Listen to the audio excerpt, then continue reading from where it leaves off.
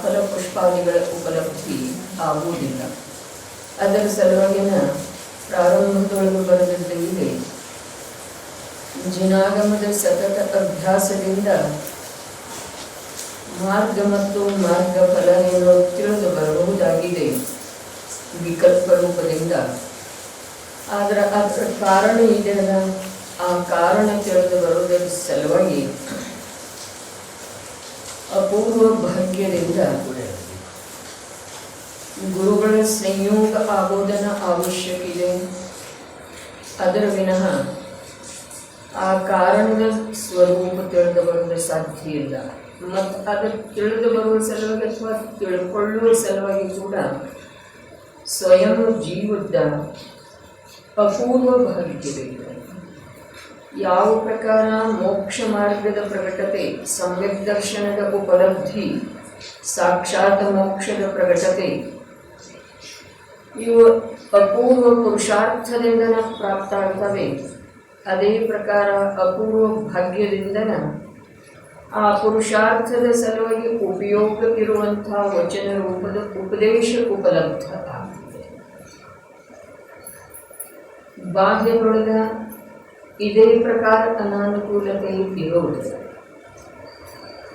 ಅದಕ್ಕೆ ಇಲ್ಲಿ ಹೇಳ್ತಾ ಇದ್ದಾರೆ, ಹೊರಗಡೆ ಕಾರಣದ ಅನ್ವೇಷಣೆ, ಕರ್ಮಾದಿಗಳ ಉಪಶಮ, ಶುಭರಾಗಾದಿಗಳ ಅಥವಾ ಬಾಹ್ಯದೊಳಗೆ ಯಾವ ಪ್ರಕಾರ ಅನ್ಯ ದ್ರವ್ಯದ ನಿಮಿತ್ತ ಇವುಗಳಿಂದ ನಿಮಗೆ ಮೋಕ್ಷ ಮಾರ್ಗದ ಉಪಲಬ್ಧಿ ಆಗುವುದಿಲ್ಲ. ಆ ಮೋಕ್ಷ ಮಾರ್ಗದ ನಿಜವಾದ ಕಾರಣ ತನ್ನಲ್ಲೇನೂ ಇದೆ, ಆತ್ಮನೊಳಗನೇ ಇದೆ, ವ್ಯಕ್ತನೇ ಇದೆ. ಆದರೆ ವ್ಯಕ್ತ ಇದ್ರೂ ಕೂಡ ಅದು ಎಲ್ಲಿ ವ್ಯಕ್ತ ಇದೆಯೋ ಆ ಪರ್ಯಾಯವೇ ನಿರಂತರ ಪರದ ಸಲುವಾಗಿ ಆಕರ್ಷಿತ ಆಗ್ತಾ ಇದೆ, ಪರದ ಕಡೆಗೆ ಉತ್ಸುಕ ಇದೆ. ಆ ಪರ್ಯಾಯದಿಂದ ಭಿನ್ನವಾದಂತಹ ಯಾವುದೋ ಒಂದು ವಿಷಯ ಕಾರಣಭೂತ ಇದೆ, ಈಗ ಮಾತಿಲ್ಲ. ನೋಡ್ತಾ ಇದ್ದ ಹಾಗೆ ಅರ್ಧ ಅಂತೂ ಪರ್ವ ಕಳೆದು ಹೋಗಿದ್ದೀರಿ. ಮತ್ತು ಕಳೆದು ಹೋದಂತಹ ಆ ಯಾವ ಸಮಯ ಇತ್ತೋ ಅದರೊಳಗೆ ಯಾವ ಜ್ಞಾನಕ್ಕ ಸಂಸ್ಕಾರ ಆಗಿದೆ ಅದನ್ನು ತಮ್ಮ ತಾವು ನೋಡ್ಕೊಳ್ಳೋದ. ಬಾಹ್ಯ ಪ್ರತಿಕೂಲತೆಯಂತೂ ಪರೀಕ್ಷೆಗೆ ಸಿದ್ಧ ಇದೆ ಅಂತ ಹೇಳಿ ತಿಳ್ಕೊಂಡ ನಾವು ನಮ್ಮಲ್ಲೇ ಕಾರ್ಯ ಮಾಡುವುದಿದೆ. ಸೂಕ್ಷ್ಮ ಕಾರ್ಯ, ಸ್ವಲ್ಪ ಉಪಯೋಗದ ಗಂಭೀರತೆಯಿಂದ ಕೇಳಿ ಬರೋದಿಲ್ಲ ಅನ್ನೋದಿಲ್ಲ, ಕೇಳಿ ಬರ್ತಾನೆ ಇದೆ, ಎಲ್ರಿಗೂ ಕೇಳಿ ಬರ್ತಾ ಇದೆ, ಅಧಿಕನ ಕೇಳಿ ಬರ್ತಾ ಇದೆ. ಇನ್ನು ಅದರ ಬಗ್ಗೆ ವಿಕಲ್ಪ ಬಿಟ್ಟ ಇಲ್ಲಿ ಜ್ಞಾನಿ ಗುರುಗಳ ಹಿಂದಿನ ಕಾಲದೊಳಗೆ ಏನು ಹೇಳಿ ಹೋಗಿದ್ದಾರೆ, ಅನಂತ ಕೇವಲಿಗಳ ಈ ಕಾಲದ 24 ತೀರ್ಥಂಕರರ, 1452 ಗಣಧರರ, ಅನೇಕಾನೇಕ ಆಚಾರ್ಯರ ಏನು ಹೇಳಿ ಹೋಗಿದ್ದಾರೆ, ಮೌಖಿಕವಾಗಿ ಶ್ರುತರೂಪದಿಂದ ಏನು ಹೇಳಿ ಹೋಗಿದ್ದಾರೆ. ಮತ್ತ ಅದರಿಂದ ಯಾವ ಪ್ರಕಾರದ ಲಾಭ ಸ್ವಯಂ ಮತ್ತು ಇತರರಿಗೆ ಮಾಡಿಕೊಂಡ ಮತ್ತು ಮಾಡಿಸಿಕೊಟ್ಟು ಹೋಗಿದ್ದಾರೆ. ಅಂಥ ಒಂದು ಸೂಕ್ಷ್ಮ ಮಾತನ್ನ ಈಗ ನಾವು ಉರ್ವರಿತ ಸಮಯದೊಳಗ ತಿಳ್ಕೊಳ್ಳುವ ಪ್ರಯತ್ನ ಮಾಡೋದಿದ್ದೇವೆ.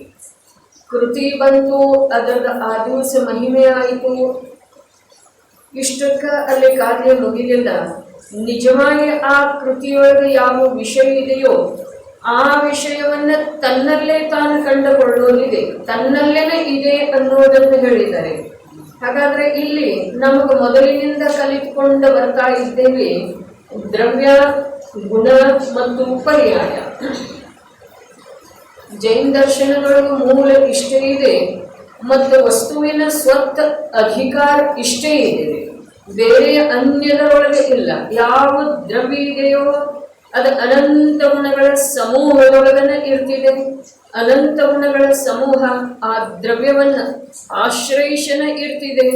ಆ ದ್ರವ್ಯ ಅನ್ನೋದು ಬೇರೆ ಏನು ಇಲ್ಲ, ಸಮೂಹನ ಇದೆ, ಗುಣಗಳ ಸಮೂಹ ಇದೆ. ಆದ್ರೆ ಆ ಗುಣಗಳ ಸಮೂಹ ಎಂದೂ ಚದುರಿ ಹೋಗುವುದಿಲ್ಲ, ಒಂದು ಇನ್ನೊಂದರೊಳಗೆ ಬೆರೆತು ಹೋಗುವುದಿಲ್ಲ. ಅದ್ಭುತ ವಿಶ್ವದ ವ್ಯವಸ್ಥೆ ಇದೆ. ಅನಂತ ಗುಣಗಳ ಸಮೂಹ ರೂಪದ್ದು ಯಾವ ದ್ರವ್ಯ ಇದೆಯೋ ಆ ದ್ರವ್ಯವನ್ನ ಆಶ್ರಯಿಸಿ ಅನಂತ ಗುಣಗಳ ತ್ರಿಕಾಲದಲ್ಲೂ ಇರ್ತವೆ. ಇದು ಒಂದು ವಿಭಾಗ.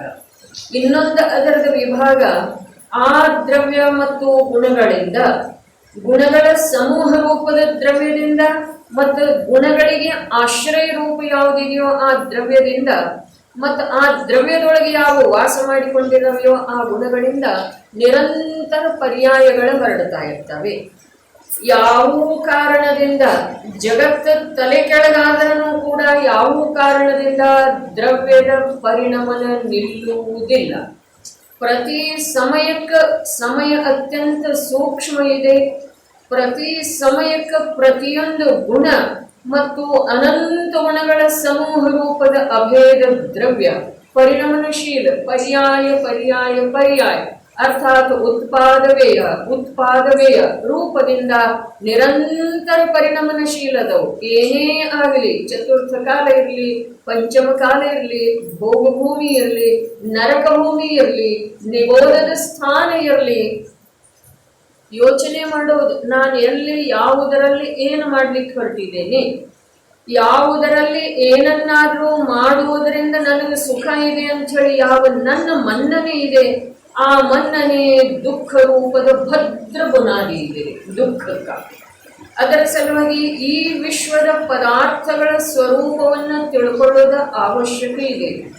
ಧಾರಾಕಾರವಾಗಿ ಮಳೆ ಸುರಿತಾ ಇರುವ ವೇಳೆಯೊಳಗ ದಿಗಂಬರ ಅವಸ್ಥೆಯಲ್ಲಿ ನಿಂತುಕೊಂಡ ಆತ್ಮ ಸಾಧಕ ಸಾಧು ಅತೀಂದ್ರಿಯ ಆನಂದದೊಳಗ ನಿರಾಕುಲ ಶಾಂತಿಯೊಳಗ ಪರಿತೃಪ್ತ ಇರ್ತಾರೆ. ಯಾವ ಪ್ರಕಾರ ಸಿದ್ಧಾಲಯದೊಳಗ ಅನಂತ ಸಿದ್ಧರ ಬರೇ 45 ಲಕ್ಷ ಯೋಜನ ಭೂಮಿ ಪ್ರದೇಶದೊಳಗ ಅನಂತ ಅನಂತ ಅನಂತ ಅನಂತಾನಂತ ಸಿದ್ಧರ ಏನ ವಾಸ ಮಾಡಿಕೊಂಡಿದ್ದಾರೋ ಅವರು ಯಾವ ಪ್ರಕಾರ ಇಡೀ 3 ಲೋಕ ಅಥವಾ ಸಿದ್ಧಾಲಯದಲ್ಲಿ ಇರುವಂತಹ ಅನಂತ ಸಿದ್ಧರುಗಳ ಕುರಿತು ಓರ್ವ ಸಿದ್ಧ ಇನ್ನೋರ್ವ ಸಿದ್ಧನ ಕುರಿತು ಯಾವುದೇ ಪ್ರಕಾರದ ವಿಕಲ್ಪ ಬಾರದೆ ತನ್ನಲ್ಲೇ ತಾನು ಪರಿತೃಪ್ತಿ. ನಿಜವಾಗಿ ಇದರಿಂದ ಸಿದ್ಧ ಏನಾಗ್ತಿದ್ದೀರಿ, ಇನ್ನೊಬ್ಬರ ಕುರಿತಾಗಿ ಅಥವಾ ಇನ್ನೊಂದರ ಕುರಿತಾಗಿ, ಜಡ ಇರಲಿ ಅಥವಾ ಚೇತನ ಇರಲಿ, ಇನ್ನೊಬ್ಬರ ಕುರಿತಾಗಿ ಅಥವಾ ಇನ್ನೊಂದರ ಕುರಿತಾಗಿ ಎಲ್ಲಿ ಈ ಸಹಜ ಜ್ಞಾನದೊಳಗೆ ವಿಕಲ್ಪ ಬರ್ತಿದೆಯೋ ಅಲ್ಲಿ ಈ ಜೀವದ ಅಸಂಖ್ಯ ಪ್ರದೇಶದೊಳಗೆ ದುಃಖದ ಸಂವೇದನೆ ಆಗ್ತಿದೆ. ಇದು ವಸ್ತು ಸ್ವರೂಪ ಇದೆ. ನಾವು ಪ್ರಯತ್ನ ಪಟ್ಟರೆ, ದೀರ್ಘ ಅಭ್ಯಾಸ ಮಾಡಿದರೆ, ಸರ್ವಜ್ಞ ಪ್ರಭುವಿನ ಮೇಲೆ ಶ್ರದ್ಧೆ ಮಾಡಿದರೆ ಈ ವಿಷಯ ತಿಳಿಯುವ ಸಾಧ್ಯತೆ ಇದೆ. ಈ ವಿಷಯ ತಿಳಿಯದ ವಿನಃ ಜೀವದ ಕಲ್ಯಾಣ ಎಂದೂ ಸಾಧ್ಯ ಇಲ್ಲ. ಜೀವನಿಗೆ ಸುಖ ಶಾಂತಿ ಎಂದೂ ಲಭಿಸುವ ಸಾಧ್ಯತೆ ಇಲ್ಲ. ಏನು ಹೇಳಿತು, ಸಿದ್ಧಾಲಯದಲ್ಲಿ ಭಲೆ ಅದ 45 ಲಕ್ಷ ಯೋಜನ ವಿಸ್ತಾರದ್ದು ಇದೆ, ಆದ್ರೆ ಆ 45 ಲಕ್ಷ ಯೋಜನ ವಿಸ್ತಾರವುಳ್ಳ ಪ್ರದೇಶದೊಳಗ 6 ದ್ರವ್ಯ ಅದರೊಳಗೆ. ಸಿದ್ಧರನ್ನು ಹೊರತುಪಡಿಸಿ, ಸಿದ್ಧಾವಸ್ಥೆ ಪ್ರಾಪ್ತ ಪರಿಶುದ್ಧ ಅನಂತ ಆತ್ಮರುಗಳನ್ನು ಹೊರತುಪಡಿಸಿ 6 ದ್ರವ್ಯ ಅದ. ಮಿಥ್ಯಾದೃಷ್ಟಿ ಜೀವದವ್ರೆ, ಪಂಚಸ್ಥಾವರಗಳದವ್ರೆ. ಪಂಚಸ್ಥಾವರಗಳದ್ದ ಲೋಕಾಕಾಶದಲ್ಲಿ ಸರ್ವತ್ರ ಸರ್ವತ್ರ ಸರ್ವತ್ರ ವಾಸ್ತವ್ಯ ಇದೆ. ಹಾಗಾದ್ರೆ ಹಾಗೇ ಇನ್ನು ಮತ್ತೆ ನಮಗ ಆಗೋದಿದೆಯೇನ, ಪಂಚಸ್ಥಾವರದೊಳಗನ ಹೋಗೋದಿದೆಯೇನ? ಇದನ್ನ ನನಗೆ ನಾನು ಪ್ರಶ್ನೆ ಕೇಳೋದು, ನಾನು ತಮಗ ಪ್ರಶ್ನೆ ಕೇಳುವ ಯೋಗ್ಯತೆ ನನ್ನಲ್ಲೇ ಇಲ್ಲ. ನನಗೆ ತಾವು ಉತ್ತರ ಹೇಳಬೇಕಾದಂಥ ಅನಿವಾರ್ಯತೆ ಇಲ್ಲ. ಲೋಕದ ಸ್ವರೂಪ ನಮಗೆ ಅಲ್ಪ ಸ್ವಲ್ಪ ತಿಳಿದು ಬಂದ ನಂತರ ಯಾವ ಸಿದ್ಧಾಲಯದಲ್ಲಿ ಚರ್ಚೆ ಮಾಡೋದಿದೆ. ಅದಕ್ಕಿಂತ ಮುಂಚೆ ಇದು ಇನ್ನೊಂದು ವಿಷಯ ಬಂದಿದೆ ಅಂತ ಹೇಳಿ ಹೇಳೋದ, ಇಡೀ 3 ಲೋಕವೆಂಬ ಲೋಕಾಕಾಶದೊಳಗ ಸರ್ವತ್ರ ಸರ್ವತ್ರ ಸರ್ವತ್ರ ಸ್ಥಾವರ ಜೀವ, ಪಂಚ ಸ್ಥಾವರ ಜೀವಗಳ ವಾಸ ಮಾಡಿಕೊಂಡಿದ್ದಾವೆ. ಹಾಗಾದ್ರೆ ಈಗ ಇಲ್ಲಿ ಮಳೆ ಸುರಿತಾ ಇದೆ, ಅಲ್ಲಿ 5 ಪ್ರಕಾರದ ಸ್ಥಾವರ ಜೀವ ಅದಾವ ಅಥವಾ ಇಲ್ರಿ? ಕುಲ ಹೊರಗಡೆ ಹಾಗಾದ್ರೆ ಅವು ದುಃಖಿಯಾದವನು ಸುಖಿ ಇರಬಹುದು? ಯೋಚನೆ ಮಾಡೋದು. ನಾವು ಈ ಪ್ರಕಾರ ಭದ್ರೆಯಲ್ಲಿ ಕೂತ್ರನು ಕೂಡ ಬರೇ ಆ ಮಳೆಯ ಸಗ್ಗಿನಿಂದ, ಆ ತಂಪಾದ ವಾತಾವರಣದಿಂದ ನಮಗೆ ಏನೋ ಒಟ್ಟು ಆಂತರ್ಯದೊಳಗ ಸಮಾಧಾನ ಇಲ್ಲ, ಹೌದೇನಿಲ್ರಿ? ಸಹಜತೆ ಇಲ್ಲ. ಹಾಗಾದ್ರೆ ಅಲ್ಲಿ ಹೇಗೆ ಇರಬಹುದು ಆ ಪಂಚಸ್ಥಾವರ? ಅದು ಬೇರೆ ಏನಿಲ್ಲ, ಇಂಥದ್ದ ಜೀವ ಇದೆ ರೀ, ಇದೇ ಪ್ರಕಾರ ಅದಕ್ಕೆ ಸುಖ ದುಃಖದ ಸಂವೇದನ ಆಗ್ತಿದೆ ರೀ. ಅದನ್ನೆಲ್ಲ ದಾಟಿ, ಅದನ್ನೆಲ್ಲ ಉಲ್ಲಂಘನೆ ಮಾಡಿ, ಕಷ್ಟದಿಂದ, ಮಹಾನ್ ಕಷ್ಟದಿಂದ, ಸಾವಿರಾರು ಕಷ್ಟಗಳನ್ನ ಸಹನೆ ಮಾಡಿ, ಪದ್ಮನಂದಿ ಆಚಾರ್ಯರ ಮಾತು ರಾತ್ರಿ ಬಾತ್ ಬೀತ್ವೆ ಈಗ ಇಲ್ರಿ, ತಿಳ್ಕೊಳ್ಳೋದು, ವಿಚಾರ ಮಾಡೋದು. ಸಾವಿರಾರು ಕಷ್ಟಗಳನ್ನ ಸಹನೆ ಮಾಡಿ ಈ ಮನುಷ್ಯ ಭವ ಪ್ರಾಪ್ತ ಆಗುತ್ತಿದ್ದಾರೆ. ಅದನ್ನೆಲ್ಲ ದಾಟಿ ಬರೋದು ಹೇಗಿದೆ ಹೇಳ್ರಿ? ಯೋಚನೆ ಮಾಡೋದು ತನ್ನಲ್ಲೇ ತಾನು. ಎಲ್ಲಿಂದ ದಾಟಿ ಬಂದೆವು, ಎಲ್ಲೆಲ್ಲಿಂದ ದಾಟಿ ಬಂದೆವು, ಎಷ್ಟೆಷ್ಟು ಕಷ್ಟದೊಳಗಿಂದ ನುಸುಳಿಕೊಂಡು ಪಾರಾಗಿ ಬಂದೇವ್ರಿ. ಈಗ ಏನು ಯೋಚನೆ ಮಾಡ್ತಾ ಇದ್ದೇವೆ, ಏನು ಪ್ರಯತ್ನ ಮಾಡ್ತಾ ಇದ್ದೇವೆ, ಯಾವ ಪದಾರ್ಥದ ಕುರಿತು ನಾವು ನಮ್ಮ ಜ್ಞಾನ ಸಾಮರ್ಥ್ಯವನ್ನ ನಿರರ್ಥಕಗೊಳಿಸ್ತಾ ಇದ್ದೇವೆ. ಅವು ಎಲ್ಲಿ ಪರಸ್ಪರದೊಳಗೆ ಏನು ಮಾಡುದು? ಒಂದು ದೇಹದೊಳಗೆ ಅನಂತ ಜೀವ ಸ್ಮರಣೆ ಮಾಡ್ಕೊಳ್ಳೋದು ಅವಶ್ಯಕ ಇದೆ. ಯಾಕೆ? ಅದರಿಂದ ಏನಾಗೋದಿದೆ, ಅದರಿಂದ ಇದಾಗೋದಿದೆ. ಅಲ್ಲೆಲ್ಲ ಏನು ಮಾಡದನ್ನ ಯಾಗ ನಾನು ಕೇವಲ ಅಸಹಾಯತೆಯಿಂದ, ಅಜ್ಞಾನದ ಮೂಲಕ ಅನಂತ ದುಃಖದ ಅನುಭವ ಮಾಡಿ ಬಂದೆನೋ, ಆ ಪ್ರಕಾರ ಇಲ್ಲಿ ನಾನು ಅಸಹಾಯ ಇಲ್ಲ. ಅಜ್ಞಾನವನ್ನು ಬಿಟ್ಟುಕೊಡುವ ಸಲುವಾಗಿ ಅಜ್ಞಾನದ ಪರಿತ್ಯಾಗ ಆಗಿ ಹೋಗುವಂತ ವಸ್ತುವಿನ ಯಥಾರ್ಥ ಸ್ವರೂಪದ ಜ್ಞಾನ ಮಾಡಿಕೊಳ್ಳುವಲ್ಲಿ ಸಮರ್ಥ ಆಗಿದೆ ಅಂದ್ರೆ ನಾನು ಸಾಮಾನ್ಯ ಮಾತಲ್ಲ. ಆ ಸಮರ್ಥ ಆಗಿರುವಂತಹ ಅವಸ್ಥೆ ಇದೆಯಲ್ಲ, ಅದು ಅತ್ಯಂತ ಅಲ್ಪ. ಅದಕ್ಕೆ ಅದನ್ನ ಸ್ಮರಣೆ ಮಾಡ್ಕೊಳ್ಳೋದು ಅರ್ಥಾತ್ ತನ್ನ ಸಾಮರ್ಥ್ಯದ ಮಹಿಮೆ ಬರೋದು. ತನ್ನ ಸಾಮರ್ಥ್ಯದ ಮಹಿಮೆ ಬರೋದು ಅರ್ಥಾತ್ ಜಿನವಾಣಿಯೊಳಗೂ ಆಸಕ್ತ ಆಗೋದು, ಜಿನವಾಣಿಯ ಉಪಾಸಕ ಆಗೋದು. ಜಿನವಾಣಿಯನ್ನು ಹೊರತುಪಡಿಸಿ, ವಸ್ತು ಸ್ವರೂಪದ ನಿರೂಪಣೆಯನ್ನು ಹೊರತುಪಡಿಸಿ, ವಸ್ತು ಸ್ವರೂಪದ ಪರಿಜ್ಞಾನವನ್ನು ಹೊರತುಪಡಿಸಿ ಸಾಧಕನ ಜೀವನ ಬೇರೆ ಏನೂ ಇರುವುದು.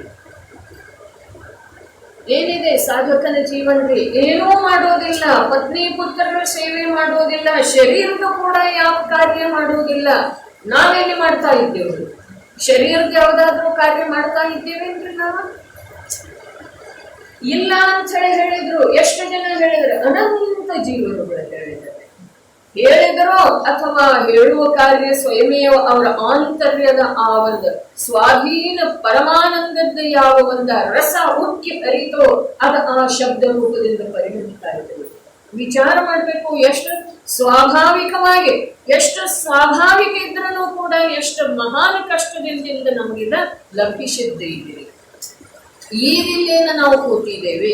ಉಳಿದ ಕಡೆ ಎಲ್ಲಿ ಸ್ವಾಧ್ಯಾಯ ನಡೀತಿದೆ ಅದು ವಿಚಾರ ನಮಗೆ ಬೇಡ. ಇಂಥ ಈ ಪರಿಸ್ಥಿತಿಯೊಳಗೆ ನಾವೇನಿಲ್ಲಿ ಕೂತಿದ್ದೇವೆ, ಇಂಥ ನಮ್ಮ ಈ ಅಂತರಂಗದ ಭೂಮಿಕೆ, ನಿಶ್ಚಿಂತತೆ ಯಾವ ಒಂದು ಅಂಶ ರೂಪದಲ್ಲಿ ಜಿನವಾಣಿಯ ಕುರಿತು, ಜಿನೇಂದ್ರ ಪ್ರಭುವಿನ ಕುರಿತು ಶ್ರದ್ಧೆ, ಅವ್ಯಕ್ತ ರೂಪದಿಂದಲೇ ಇದರೊಳಗೆ ನನ್ನ ಹಿತ ಇದೆ ಅನ್ನುವ ಮನೋಭಾವ, ಇವುಗಳನ್ನೆಲ್ಲ ಏಕತ್ರಿತಗೊಳಿಸಿಕೊಂಡು ಇಲ್ಲಿ ಕೂತಿದ್ದೇವಲ್ಲ, ಈ ಒಂದು ಜೀವ ಪದಾರ್ಥದ ದೃಷ್ಟಿಯಿಂದ ಅನ್ಯ ಜೀವರುಗಳ ಈಗ ಪಂಚ ಸ್ಥಾವರದ್ದು ಏನ್ ಹೇಳ್ತು ಅದರದ್ದು ಬಿಡ್ರಿ, ಉಳಿದ ವಿಕಲತ್ರಯದ್ದು ಬಿಡ್ರಿ, ಅಸಂಜ್ಞಿದ್ದು ಬಿಡ್ರಿ, ಸಂಜ್ಞಿ ಪಂಚೇಂದ್ರಿಯ ಸಮಸ್ತ ಜೀವಗಳದ್ದು ಬಿಡ್ರಿ, ಆದ್ರೆ ಬೆಳಗಾವಿಯೊಳಗಿರುವಂತಹ ಮನುಷ್ಯರ್ದ ಅವ್ರದ್ದು ಬಿಡ್ರಿ, ಜೈನ್ರು ವಿಚಾರ ಮಾಡಿದ್ರೆ ಈ ನಮ್ಮ ಜೀವ ಪದಾರ್ಥಕ್ಕ ಮತ್ತ ಆ ಜೀವರುಗಳ ಒಂದು ಇದರೊಳಗೆ ವ್ಯತ್ಯಾಸ ಎಷ್ಟಿದೆ. ನಮಗೆ ನಿವೃತ್ತಿನೇ ಇದೆಯಲ್ಲ, ಈಗ 1 ಗಂಟೆ ಏನು ಚಿಂತೆ ಇಲ್ಲ, ಸಂಸಾರ ಶರೀರ ಭೋಗ ಯಾವ ಪರಪದಾರ್ಥದ ಚಿಂತೆ ಇಲ್ಲ, ನಿವೃತ್ತಿ ಪೂರ್ವಕ ಕೂತಿದ್ದೇವ್ರಿ.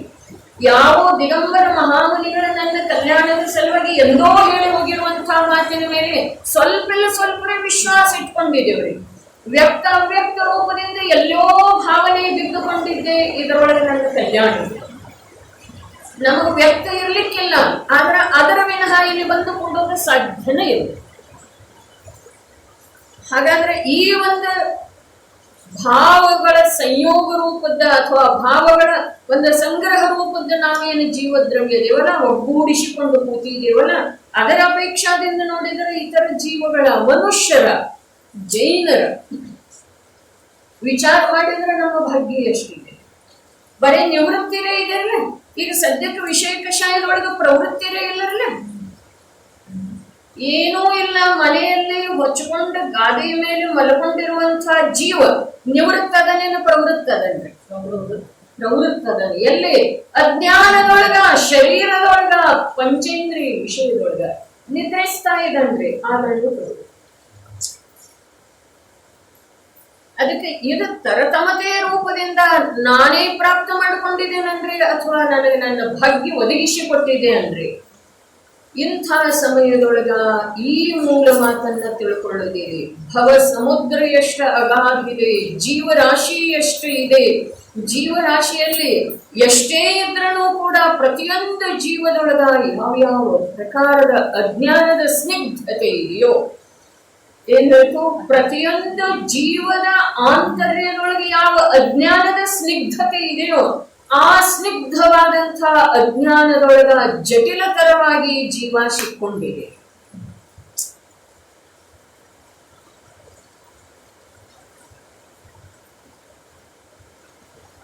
ಮಹಾಭಾಗ್ಯದಿಂದ ಆ ಸಿಕ್ಕೊಂಡಿರೋ ಎಳೆದೊಳಗನ ಕರ್ಣೇಂದ್ರಿಯದ ಮೂಲಕ ಅದರ ಅವಸ್ಥೆ ಏನಾಗಿದೆ ಅದನ್ನು ತಿಳ್ಕೊಳ್ಳುವಂತಹ ಭಾಗ್ಯ. ನಮ್ದು ವಿಷಯ ಏನ್ ನಡೆದಿತ್ತು? 45 ಲಕ್ಷ ಯೋಜನೆ ವಿಸ್ತಾರವುಳ್ಳ ಯಾವ ಸಿದ್ಧಿಸಿದೆಯೋ ಅಲ್ಲಿ ಸಿದ್ಧಾತ್ಮರುಗಳು ಎಷ್ಟದರು? ಅನಂತ ಅನಂತ. ಆ ಅನಂತದ ಸ್ವರೂಪ ಹೀಗಿದೆ. ಅಭವ್ಯ ರಾಶಿಯಿಂದ ಅನಂತ ಉಳಿತದೆ. ಸಿದ್ಧರ ಅನಂತದ ಸ್ವರೂಪ ಏನಿದೆ? ಅಭವ್ಯ ರಾಶಿಯಿಂದ ಅನಂತ ಉಳಿತದೆ. ಮತ್ತೆ ಸಂಸಾರಿ ಜೀವರುಗಳ ಅನಂತದ ಅಪೇಕ್ಷಾದಿಂದ ಅನಂತವಾಗಿ ಭಾಗಿದ್ದಾರೆ. ಹಾಗಾದ್ರೆ ಅಲ್ಲಿ ಎಷ್ಟಾದರೂ ಅನಂತನ ಅದರ್ರಿ. ಆದ್ರೆ ಅನಂತದೊಳಗೆ ಅನಂತ ಭೇದ ಅಂತ ಹೇಳಿ ಹೇಳಿರ್ತಾರಲ್ಲ, ಅನಂತದ್ದು ಭೇದ ಎಷ್ಟದವ್ರಿ? ಕಾಲ ಅನಂತ ಇದೆ, ಆಕಾಶದ ಪ್ರದೇಶ ಅನಂತ ಇದಾವೆ, ಜೀವದ ಗುಣಗಳ ಅನಂತ ಇದಾವೆ, 3 ಕಾಲದ ಪರ್ಯಾಯಗಳ ಅನಂತ ಇದಾವೆ. ಇದೆಲ್ಲ ಅನಂತ. ಅನಂತ ಒಂದೇ ಶಬ್ದ ಇದ್ರೂ ಕೂಡ ಅದು ಭೇದ. ಹಾಗಾದ್ರೆ ಸಿದ್ಧಾಲಯದಲ್ಲಿ ಎಷ್ಟು ಸಿದ್ಧರದರು? ಆ ಕ್ಷೇತ್ರದ ಅಳತೆ ಇದೆ, ಕ್ಷೇತ್ರಕ್ಕೆ ಮರ್ಯಾದೆ ಇದೆ. ಎಷ್ಟಿದೆ ಅಂದ್ರೆ 45 ಲಕ್ಷ ಯೋಜನೆ ಇದೆ.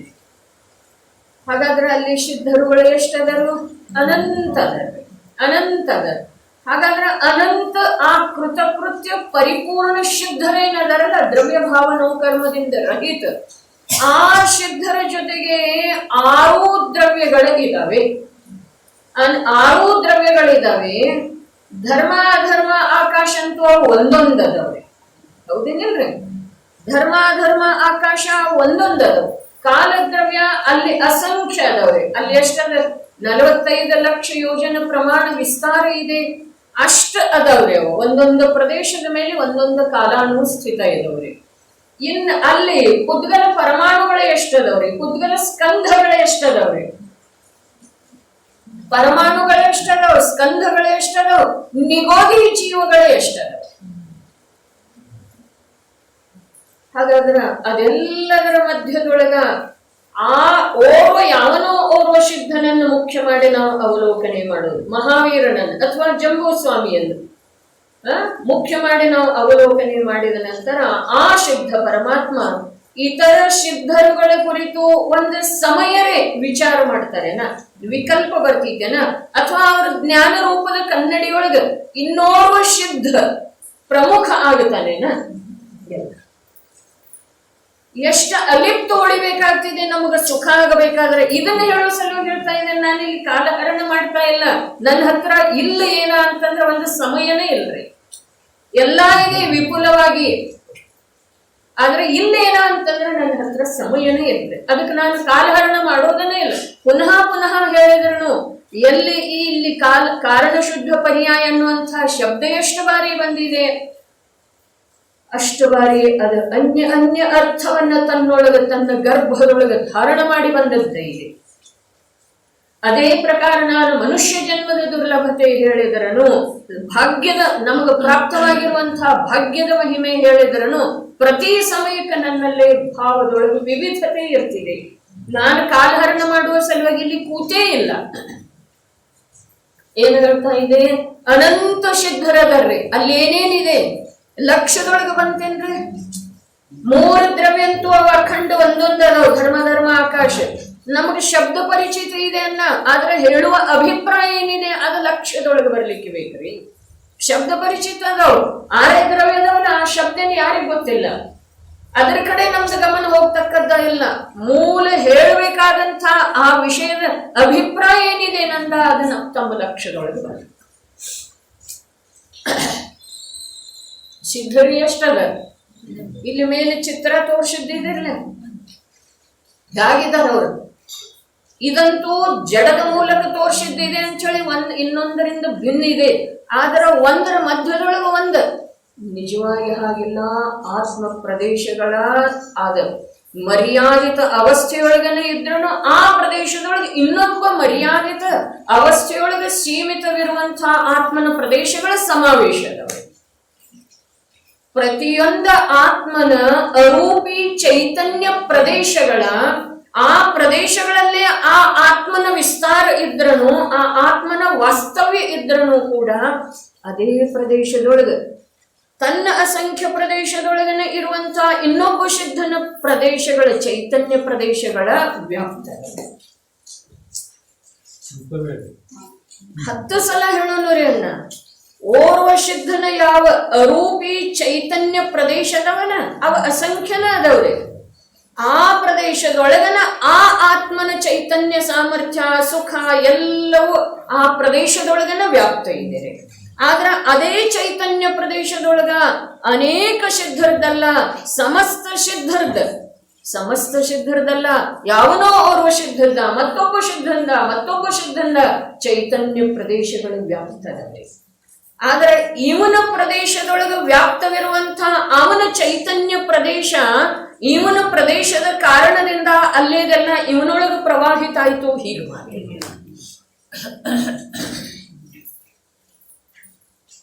ಈ ಓರ್ವ ಸಿದ್ಧನ ಅಸಂಖ್ಯ ಅರೂಪಿ ಚೈತನ್ಯ ಪ್ರದೇಶದೊಳಗನ ಈ ಸಿದ್ಧ ಆತ್ಮನ ಸುಖ, ಆನಂದ, ಜ್ಞಾನ, ದರ್ಶನ ಎಲ್ಲ ಸಂವೇದನ ಅವನದ್ದು ಇದೆ. ಇನ್ನು ಇದೇ ಸಿದ್ಧನ ಆತ್ಮ ಪ್ರದೇಶ ಏನದವು, ಅಲ್ಲೇ ಇನ್ನೋರ್ವ ಸಿದ್ಧನ ಪ್ರದೇಶ ಕೂಡ ಅದವ್ರೆ. ಆದ್ರ ಇವನದು ಯಾವುದಿದೆ ಇವನ ಪ್ರದೇಶಕ್ಕೆ ಸೀಮಿತ ಇದೆ, ಅವನು ಯಾವ ಪ್ರದೇಶ ಇಲ್ಲಿ ಬಂದಿದ್ದಾವಲ್ಲ ಆ ಪ್ರದೇಶದೊಳಗೆ ಅವನ ಸುಖ ಆನಂದದ ಸಂವೇದನೆ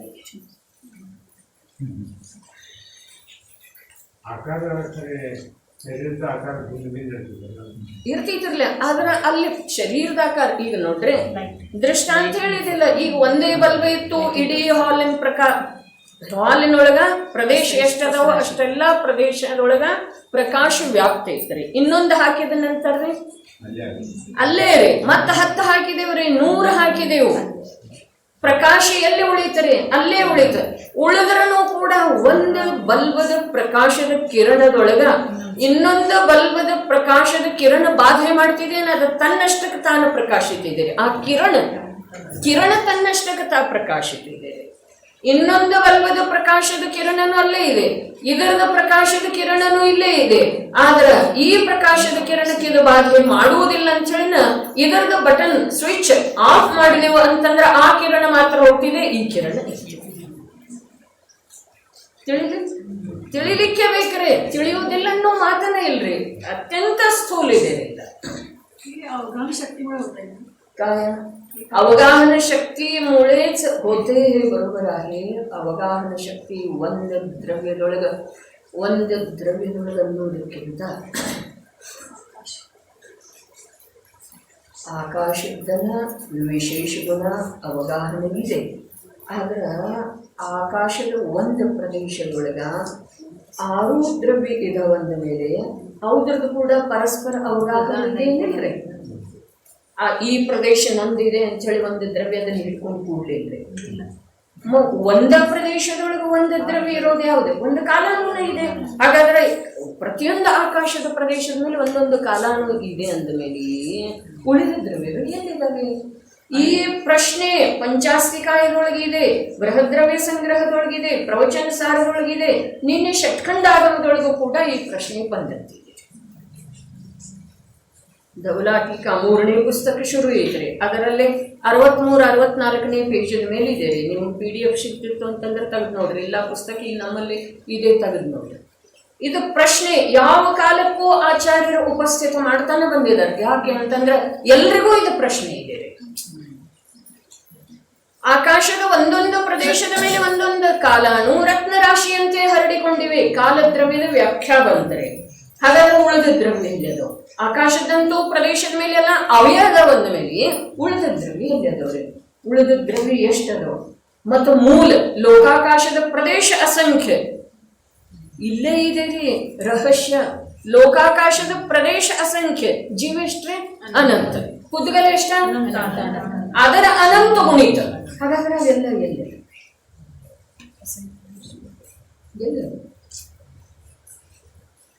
ಅದರ ಸಲುವಾಗಿ ಈ ವಿಷಯ ನಮಗೆ ಜ್ಞಾನಕ್ಕೆ ತಿಳಿಯಬೇಕು. ಪರಿಭಾಷಾ ಬಂದು ಉಪಯೋಗ ಇಲ್ರಿ.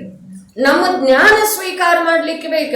ನಮ್ಮ ಜ್ಞಾನ ಸ್ವೀಕಾರ ಮಾಡೋದ ಅರ್ಥಾತ್ ನಾನು ಪರದ್ರವ್ಯದಿಂದ ಅತ್ಯಂತ ಸ್ಪಷ್ಟ. ಅದಕ್ಕೆ ಹೇಳಿದ್ರಲ್ಲ ಚೈತನ್ಯ ಪ್ರಕಾಶ ಹೇಗಿದೆ ಅಂತ ಹೇಳಿ ಪ್ರಶ್ನೆ ಬಂತ ಕರ್ತಾಕರ್ಮ ಅಧಿಕಾರದ ಅಂತಿಮ ಕಲಶದೊಳಗೆ.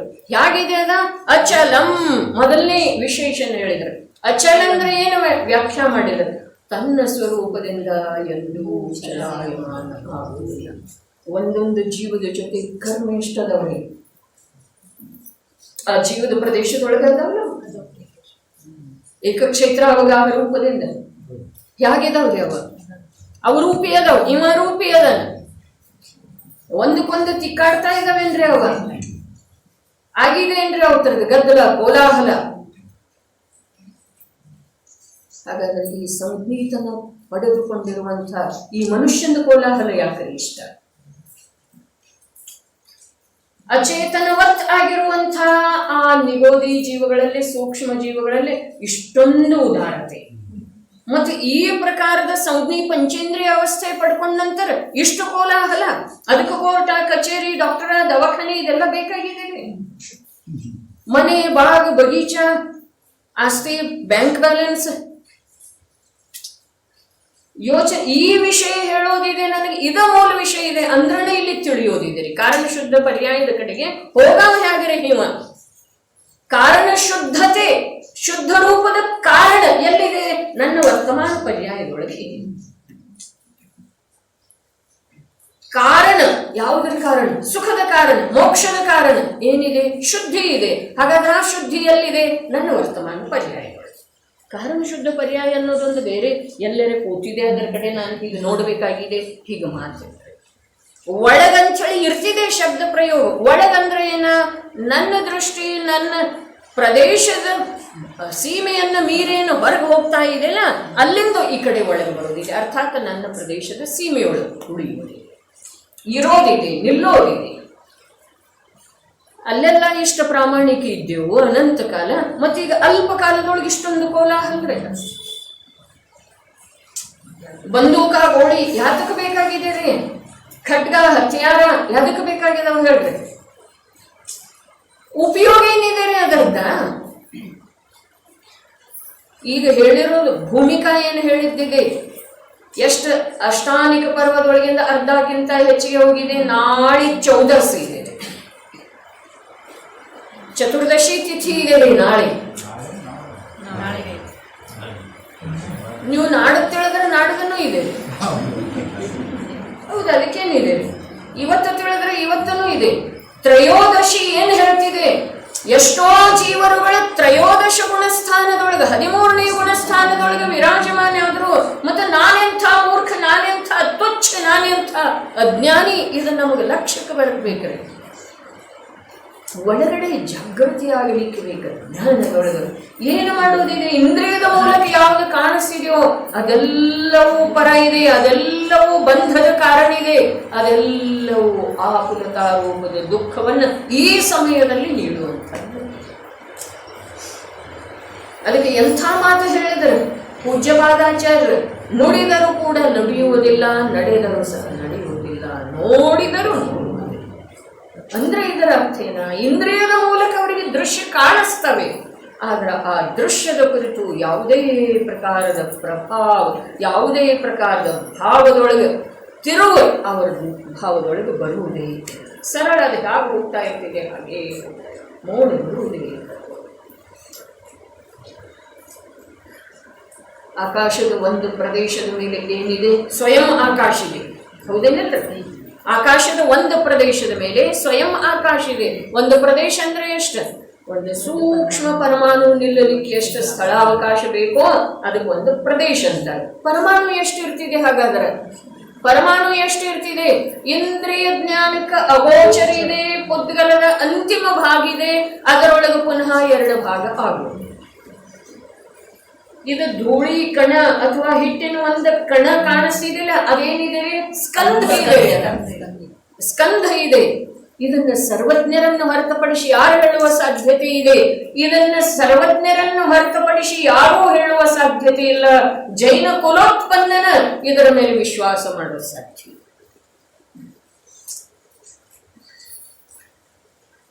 ಮಹಾಭಾಗ್ಯದಿಂದಲೇ ಇದರ ಮೇಲೆ ವಿಶ್ವಾಸ ಆಗಬಹುದಾಗಿದೆ. ಒಂದು ಆಕಾಶದ ಪ್ರದೇಶದ ಮೇಲೆ ಏನಿದೆ? ಸ್ವಯಂ ಆಕಾಶ ಇದೆ. ನೋಡ್ರಿ, ಸ್ವಪ್ನದೊಳಗೆ ಹೇಳಿದ್ರೂ ಕೂಡ ವಿಷಯದ ಆಕಲನ ಆಗಿತ್ತು ಅಂತಂದ್ರ ಅದರದ ಜ್ಞಾನ ಆಗ್ತಿದ್ದೀರಿ. ಅದರದ ಜ್ಞಾನ ಯಾವಾಗ ಬೇಕಾದರೂ ಸ್ಮರಿಸಿಕೊಂಡ್ರ ಅದರ ಜ್ಞಾನ ಆಗ್ತಿದೆ. ಹೇಳಲಿಕ್ಕೆ ಬರೆದಿದ್ರೆ ಇರಲಿ. ಆಕಾಶದ ಒಂದು ಪ್ರದೇಶದ ಮೇಲೇನಿದೆ? ಸ್ವಯಂ ಆಕಾಶ ಇದೆ. ಮತ್ತ ಸ್ಪಷ್ಟ ರೂಪದಿಂದ ಅದರ ಮೇಲೆ ಒಂದು ಕಾಲಾಣು ಇದೆ. ಅದರದ ಪರಿಭಾಷೆನ ಹಾಗಿದೆ. ಕಾಲದ್ರವ್ಯ ಎಷ್ಟದವ್ರಿ? ಆಕಾಶದ ಪ್ರದೇಶ ಎಷ್ಟದವ್ಯೋ ಅಷ್ಟ ಕಾಲದ್ರವ್ಯ. ಹಾಗಾದ್ರೆ ಒಂದೊಂದು ಕಾಲದ್ರವ್ಯ ಒಂದೊಂದು ಆಕಾಶದ ಪ್ರದೇಶದ ಮೇಲೆ. ಹಾಗಾದ್ರೆ 2 ಅಧಿಕಾರನೇ ಇದೆ ಅವಾಗ. ಸ್ವಯಂ ಆಕಾಶದ ಪ್ರದೇಶನೇ ಕಾಲ. ಹಾಗಾದ್ರೆ ಉಳಿದ ದ್ರವ್ಯಗಳೆಲ್ಲ ಎಲ್ಲದವ್ರೆ? ಮತ್ತು ಆಕಾಶದಷ್ಟನ ವ್ಯಾಪ್ತ ಇರುವಂಥವು ಅವು 2 ದ್ರವ್ಯದವ್ರಿ. ಧರ್ಮ ಅಧರ್ಮ ಅವು ಎಲ್ಲಿರುವುದೇ?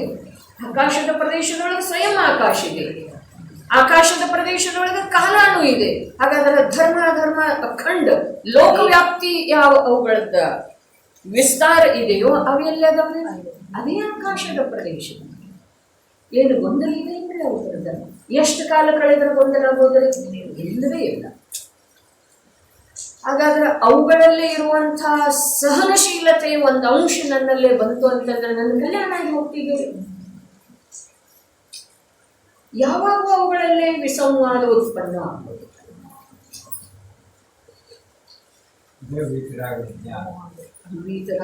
ತತ್ವದ ಅಭ್ಯಾಸ ಅಂದ್ರೆ ಇದುವೇ ಇದೆ. ಇಲ್ಲಿ ವಾಕ್ಯಗಳನ್ನು ಓದೋದನ್ನ ಎಲ್ಲಿ ಮುಂದೆ ಹೋಗಲಿಲ್ಲಲ್ಲ. ಓದ್ಲಿಕ್ಕಂತೂ ಎಲ್ರಿಗೂ ಬರ್ತಿದೆ, ಓದೋದಿದೆ. ಆದ್ರೆ ಅದಕ್ಕೆ ಬೇಕಾದಂತಹ ಜ್ಞಾನದ ಸಿದ್ಧತೆ ಮಾಡಿಕೊಳ್ಳೋದಿದೆ. ಸಮಸ್ತ ಆಗಮಗಳ ಸಾರ ಪೂರ್ವ ನಿಜ ಶುದ್ಧಾತ್ಮ. ಆ ಶುದ್ಧಾತ್ಮ ಬಸ್ ಒಂದು ಜ್ಞಾನ ದರ್ಶನ. ಆ ಜ್ಞಾನ ದರ್ಶನದಿಂದನ ಆ ಪದಾರ್ಥಗಳ ಸ್ವರೂಪ ಹೀಗಿದೆ ಅಂತ ಹೇಳಿ ತಿಳಿದ ನಂತರ ಆ ಜ್ಞಾನ ದರ್ಶನಕ್ಕ ಎಷ್ಟು ಶಾಂತಿ, ಎಷ್ಟು ನಿರಾಕುಲ, ಎಷ್ಟು ನಿರ್ಭಾರತೆ. ಯಾವಾಗ ಬಂದ ಮೇಲೆ ಮಾತಾಡಿಸ್ತಿದ್ದರೆ ನಿಮ್ಗೆ ನೋವಾಗ್ತಿದೆ ಅಂದ್ರೆ ಗೇಟ್ ತರಲಿ ಒಳಗೆ ಬಂದು ನೋಡ್ಲಿ ಜಜಿನೇಂದ್ರ ಅಂತ ಹೇಳಿ ಅಂದ್ರೆ ಎಷ್ಟು ಖುಷಿ ಆಗ್ತದೆ. ಸಿದ್ಧಾಲಯದೊಳಗೆ ನಾನು ಹೋಗ್ತೇನ್ರಿ, ಅಥವಾ ಇಂದಿನವರಿಗೆ ಅನಂತ ಜೀವರಿ ಅವರನ್ನ ಅಲ್ಲಿ ಯಾರು ಬರಮಾಡಿಕೊಂಡಿದ್ದಾರೆ? ಯಾರು? ಮತ್ತು ಮೊದಲಿನ ಸಿದ್ಧರಲ್ಲಿ ಮೊದಲೇ ಅದಕ್ಕೆ ಹೋಗಿ ಕೂತಿದ್ದಾರೆ. ಬರೋರನ್ನ ಬರಮಾಡಿಕೊಳ್ಳುವ ಸಲುವಾಗಿ ಏನೇನು ಅಪೇಕ್ಷೆ ಮಾಡ್ತಿದ್ದೀರಿ ಜೀವ? ಈ ಅಪೇಕ್ಷೆಗಳದ್ದು ಸ್ವರೂಪದಿಂದ ಎಷ್ಟು ವಿರೋಧ ಇದೆ, ಸ್ವಭಾವದಿಂದ ಎಷ್ಟು ವಿರೋಧ ಇದೆ ಈ ಅಪೇಕ್ಷೆಗಳಲ್ಲಿ. ಹಾಗಾದ್ರೆ ಸ್ವಭಾವದಿಂದ ವಿರೋಧ ಎಲ್ಲಿದೆ ಅಲ್ಲಿ ಸ್ವಭಾವದ ಅನುರೂಪ ಸುಖ ಯಾಕೆ ಸಿಗೋದ್ರೆ? ಸಿಗೋ ಸುಖ ಸ್ವಭಾವದೊಳಗಿದೆ, ದೃಷ್ಟಿ ವಿರೋಧದೊಳಗಿದೆ, ಪ್ರವೃತ್ತಿ ವಿರೋಧ ರೂಪದ್ದಿದೆ, ಜ್ಞಾನದ ಪರಿಣಾಮನ ವಿರೋಧ ರೂಪ ಇದೆ. ಹಾಗಾದ್ರೆ ಸುಖ ಎಲ್ಲಿಂದ ಸಿಗೋದು?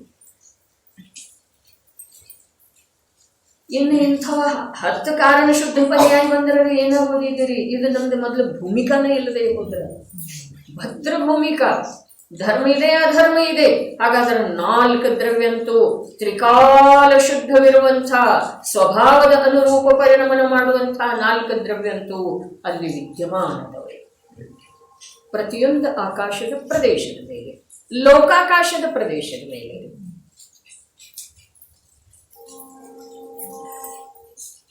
ಮತ್ತು ಆ ಅಲೋಕಾಕಾಶದ ಪ್ರದೇಶ ಎಷ್ಟದವರು?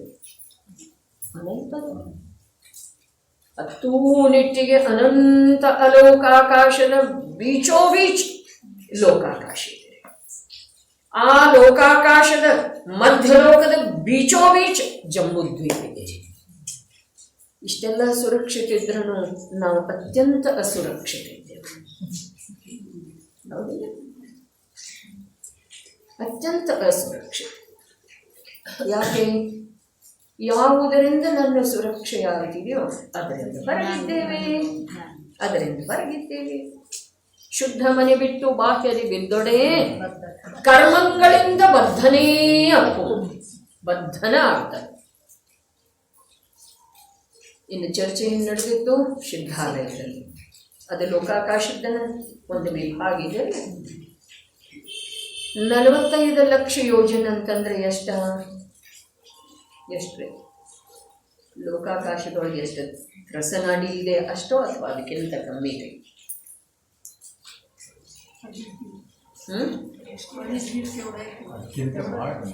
ಬಹಳ ಕಮ್ಮಿ. 2.5 ದ್ವೀಪ ಎಷ್ಟಿದೆ? ಅಷ್ಟೇ ಇದೆ 45 ಲಕ್ಷ ಯೋಜನೆ. ಬಹಳ ಕಮ್ಮಿ.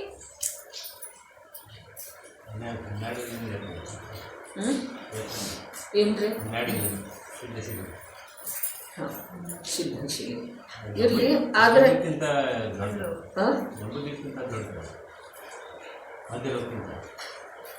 ಮಧ್ಯಲೋಕಕ್ಕಿಂತ ದೊಡ್ಡದಲ್ಲ, ಜಂಬೂದ್ವೀಪದಕ್ಕಿಂತ ದೊಡ್ಡದ. ಈ 2.5 ದ್ವೀಪದಷ್ಟೇ ಇದೆ ರೀ. 2.5 ದ್ವೀಪದಷ್ಟಿದೆ ಸಿದ್ಧಶಿಲಾ.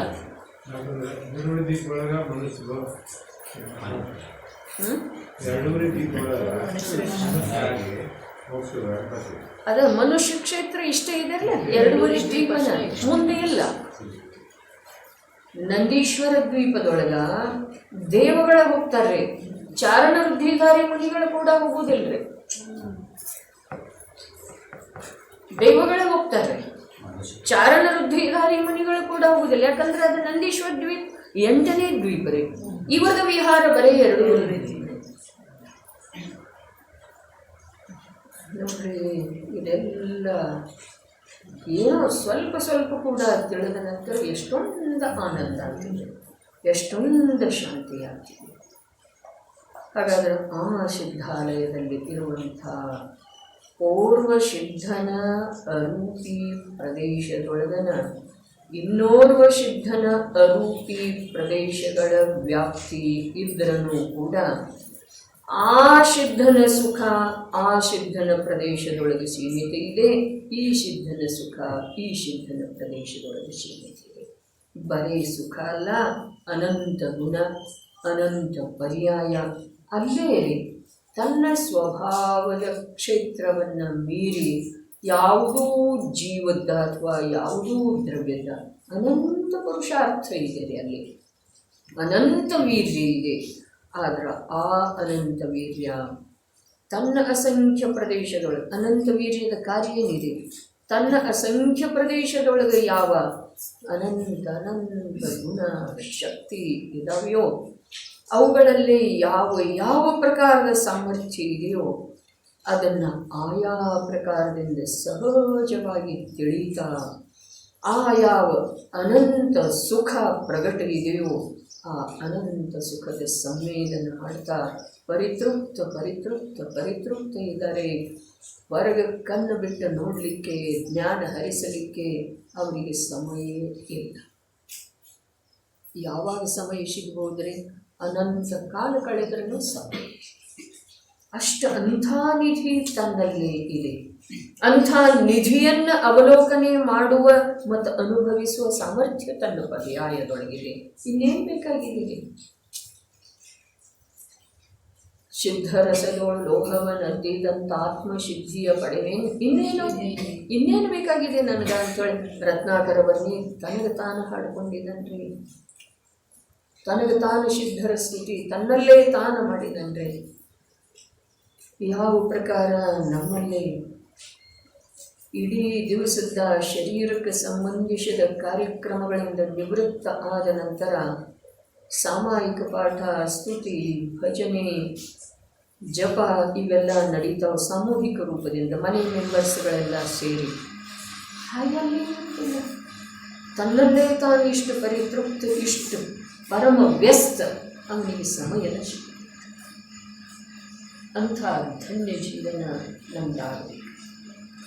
ಸಾಯಂಕಾಲಕ್ಕೆ ಮನೆಯಲ್ಲೇ 4 ಮೆಂಬರ್ ಇದ್ರೆ ಎಲ್ಲ ಮುಗಿದ ನಂತರ ಒಬ್ಬರಿಗೆ ಕೂತ ನಂತರ ಇಚ್ಛೆ ಆಗ್ತಿದೆ ಅವರೂ ಬರಲಿ ಅನ್ನೋ ವಿಕಲ್ಪ ಇದೆಯಲ್ಲ, ಆ ವಿಕಲ್ಪದೊಳಗೆ ದುಃಖಿದೆ ಅನಿಸುತ್ತ ಇದೆ. ಸದ್ಭಾವನೆ ಇದೆಯಲ್ಲ, ಅದೇ ಮೂರ್ಖರ್ದಿದ್ದಾರೆ. ಅದರ ಸದ್ಭಾವನೆ, ಅದರ ಪರಾಧೀನತೆ ಇದೆ, ಅದರ ದುಃಖ ಇದೆ, ಅದರ ವಿಕಲ್ಪ. ಮುನಿ ಜೀವನೆಯಾಗಿದೆ, ಸಿದ್ಧರ ಜೀವನೆಯಾಗಿದೆ. ನನಗೆ ಸಿದ್ಧನ ಆಗೋದಿದೆ, ಮುನಿ ಆಗೋದಿದೆ, ಸಿದ್ಧ ಆಗೋದಿದೆ, ಸಿದ್ಧ ಆಗೋದಿದೆ ವ್ಯವಹಾರದಿಂದ. ಆದರೆ ನಾನು ಸಿದ್ಧ ಇದ್ದೇನೆ ಇದರಿಂದ ಸ್ವೀಕಾರ ಮಾಡುವುದಿದೆ. ಈ ಸಮಯದೊಳಗೆ ಸಿದ್ಧ ಆಗುವ ಸಲುವಾಗಿ ಅನೇಕ ಪ್ರಕಾರದ ಪ್ರಕ್ರಿಯೆ ಅದವೇ. ಆದರೆ ಸಿದ್ಧ ಇದ್ದೇನೆ ಇದನ್ನು ಸ್ವೀಕಾರ ಈ ಸಮಯದಲ್ಲಿ ಮಾಡೋದು. ಸುಮ್ಮನೆ ಮಾಡೋದು. ಸಿದ್ಧ ಇಲ್ಲದನ ಇದ್ದೀಯಪ್ಪ, ನೀನು ಸಿದ್ಧ ಇದ್ದಿ. ಇಲ್ಲದೇ ಹೋದರೆ ಅದು ಪ್ರಗತಿ ಎಲ್ಲಿಂದ ಆಗೋದು?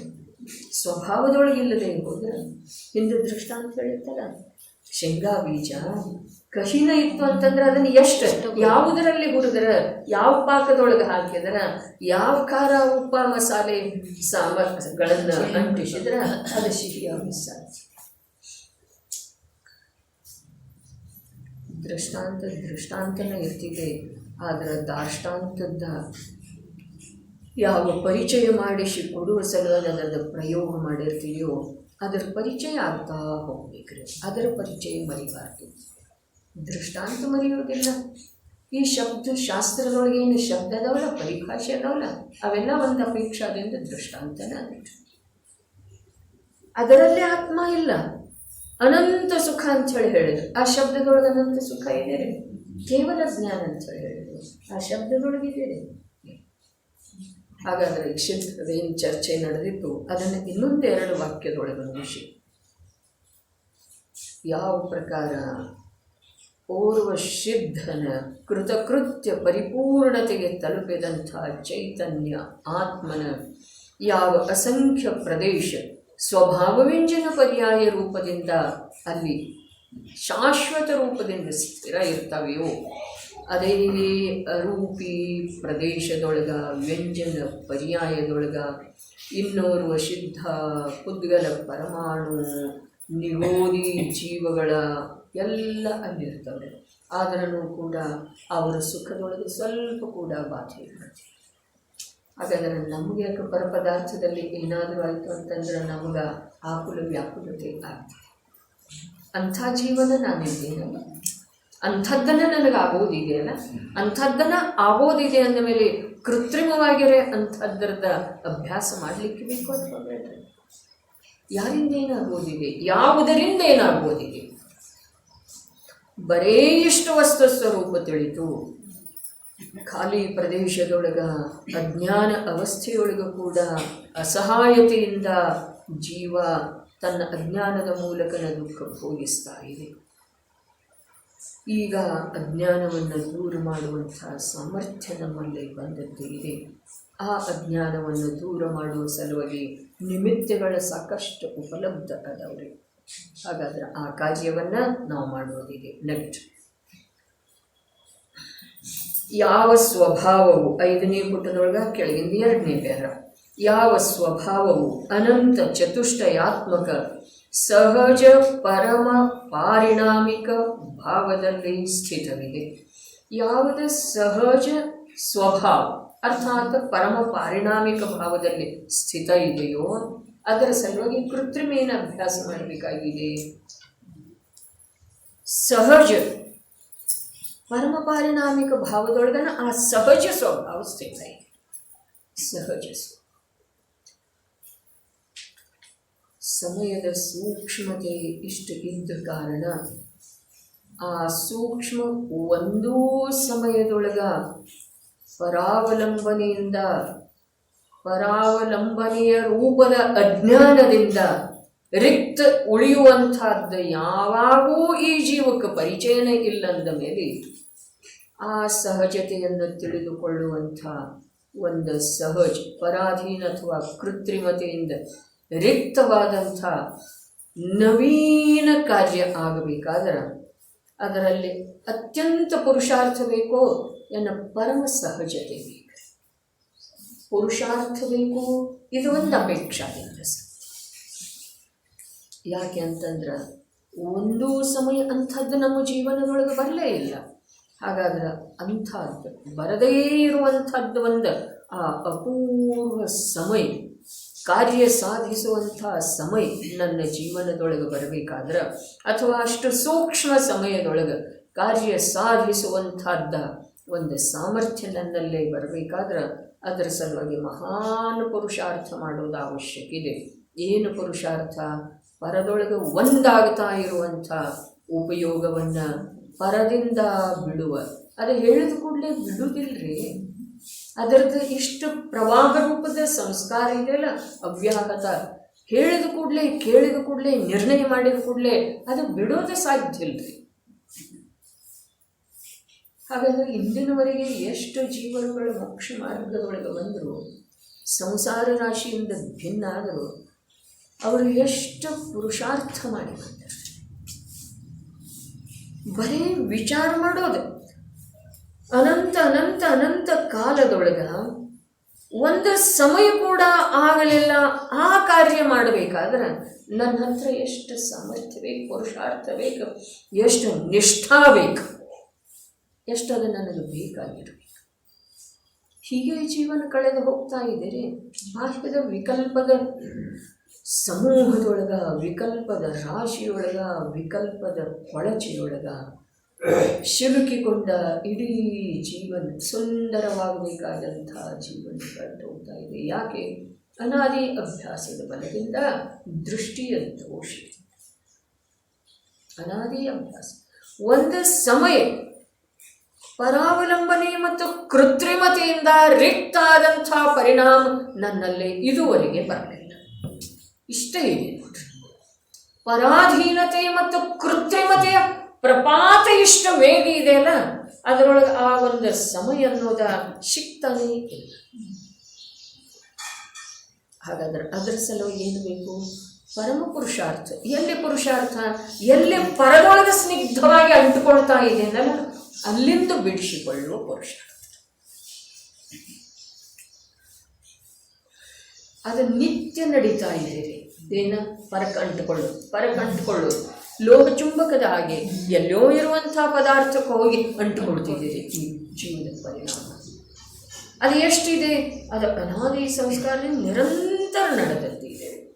ಏನೂ ಇಲ್ಲ ಅಂತಂದರೆ ಏನೇನೋ ನೆನೆಸ್ಕೊಂಡು ದುಃಖಿ ಸುಖಿ ಆಗ್ತಾ ಇದ್ದೇವೆ. ವರ್ತಮಾನದಲ್ಲಿ ಏನೂ ಇಲ್ಲ ಪ್ರಸಂಗ.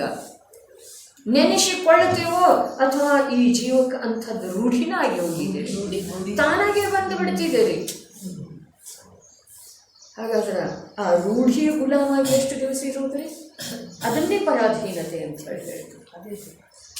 ಅದನ್ನೇ ಕೃತ್ರಿಮತೆಗೆ ಇಷ್ಟು ವಶ ಆಗಿದ್ದೇವ್ರಿ ನಾವು. ಯಾವ ಮನುಷ್ಯ ಯಾವ ವ್ಯಸನಕ್ಕೆ ಇಷ್ಟು ವಶ ಆಗೋದಿಲ್ಲ, ಅಷ್ಟು ವಶ ಆಗಿದೆ.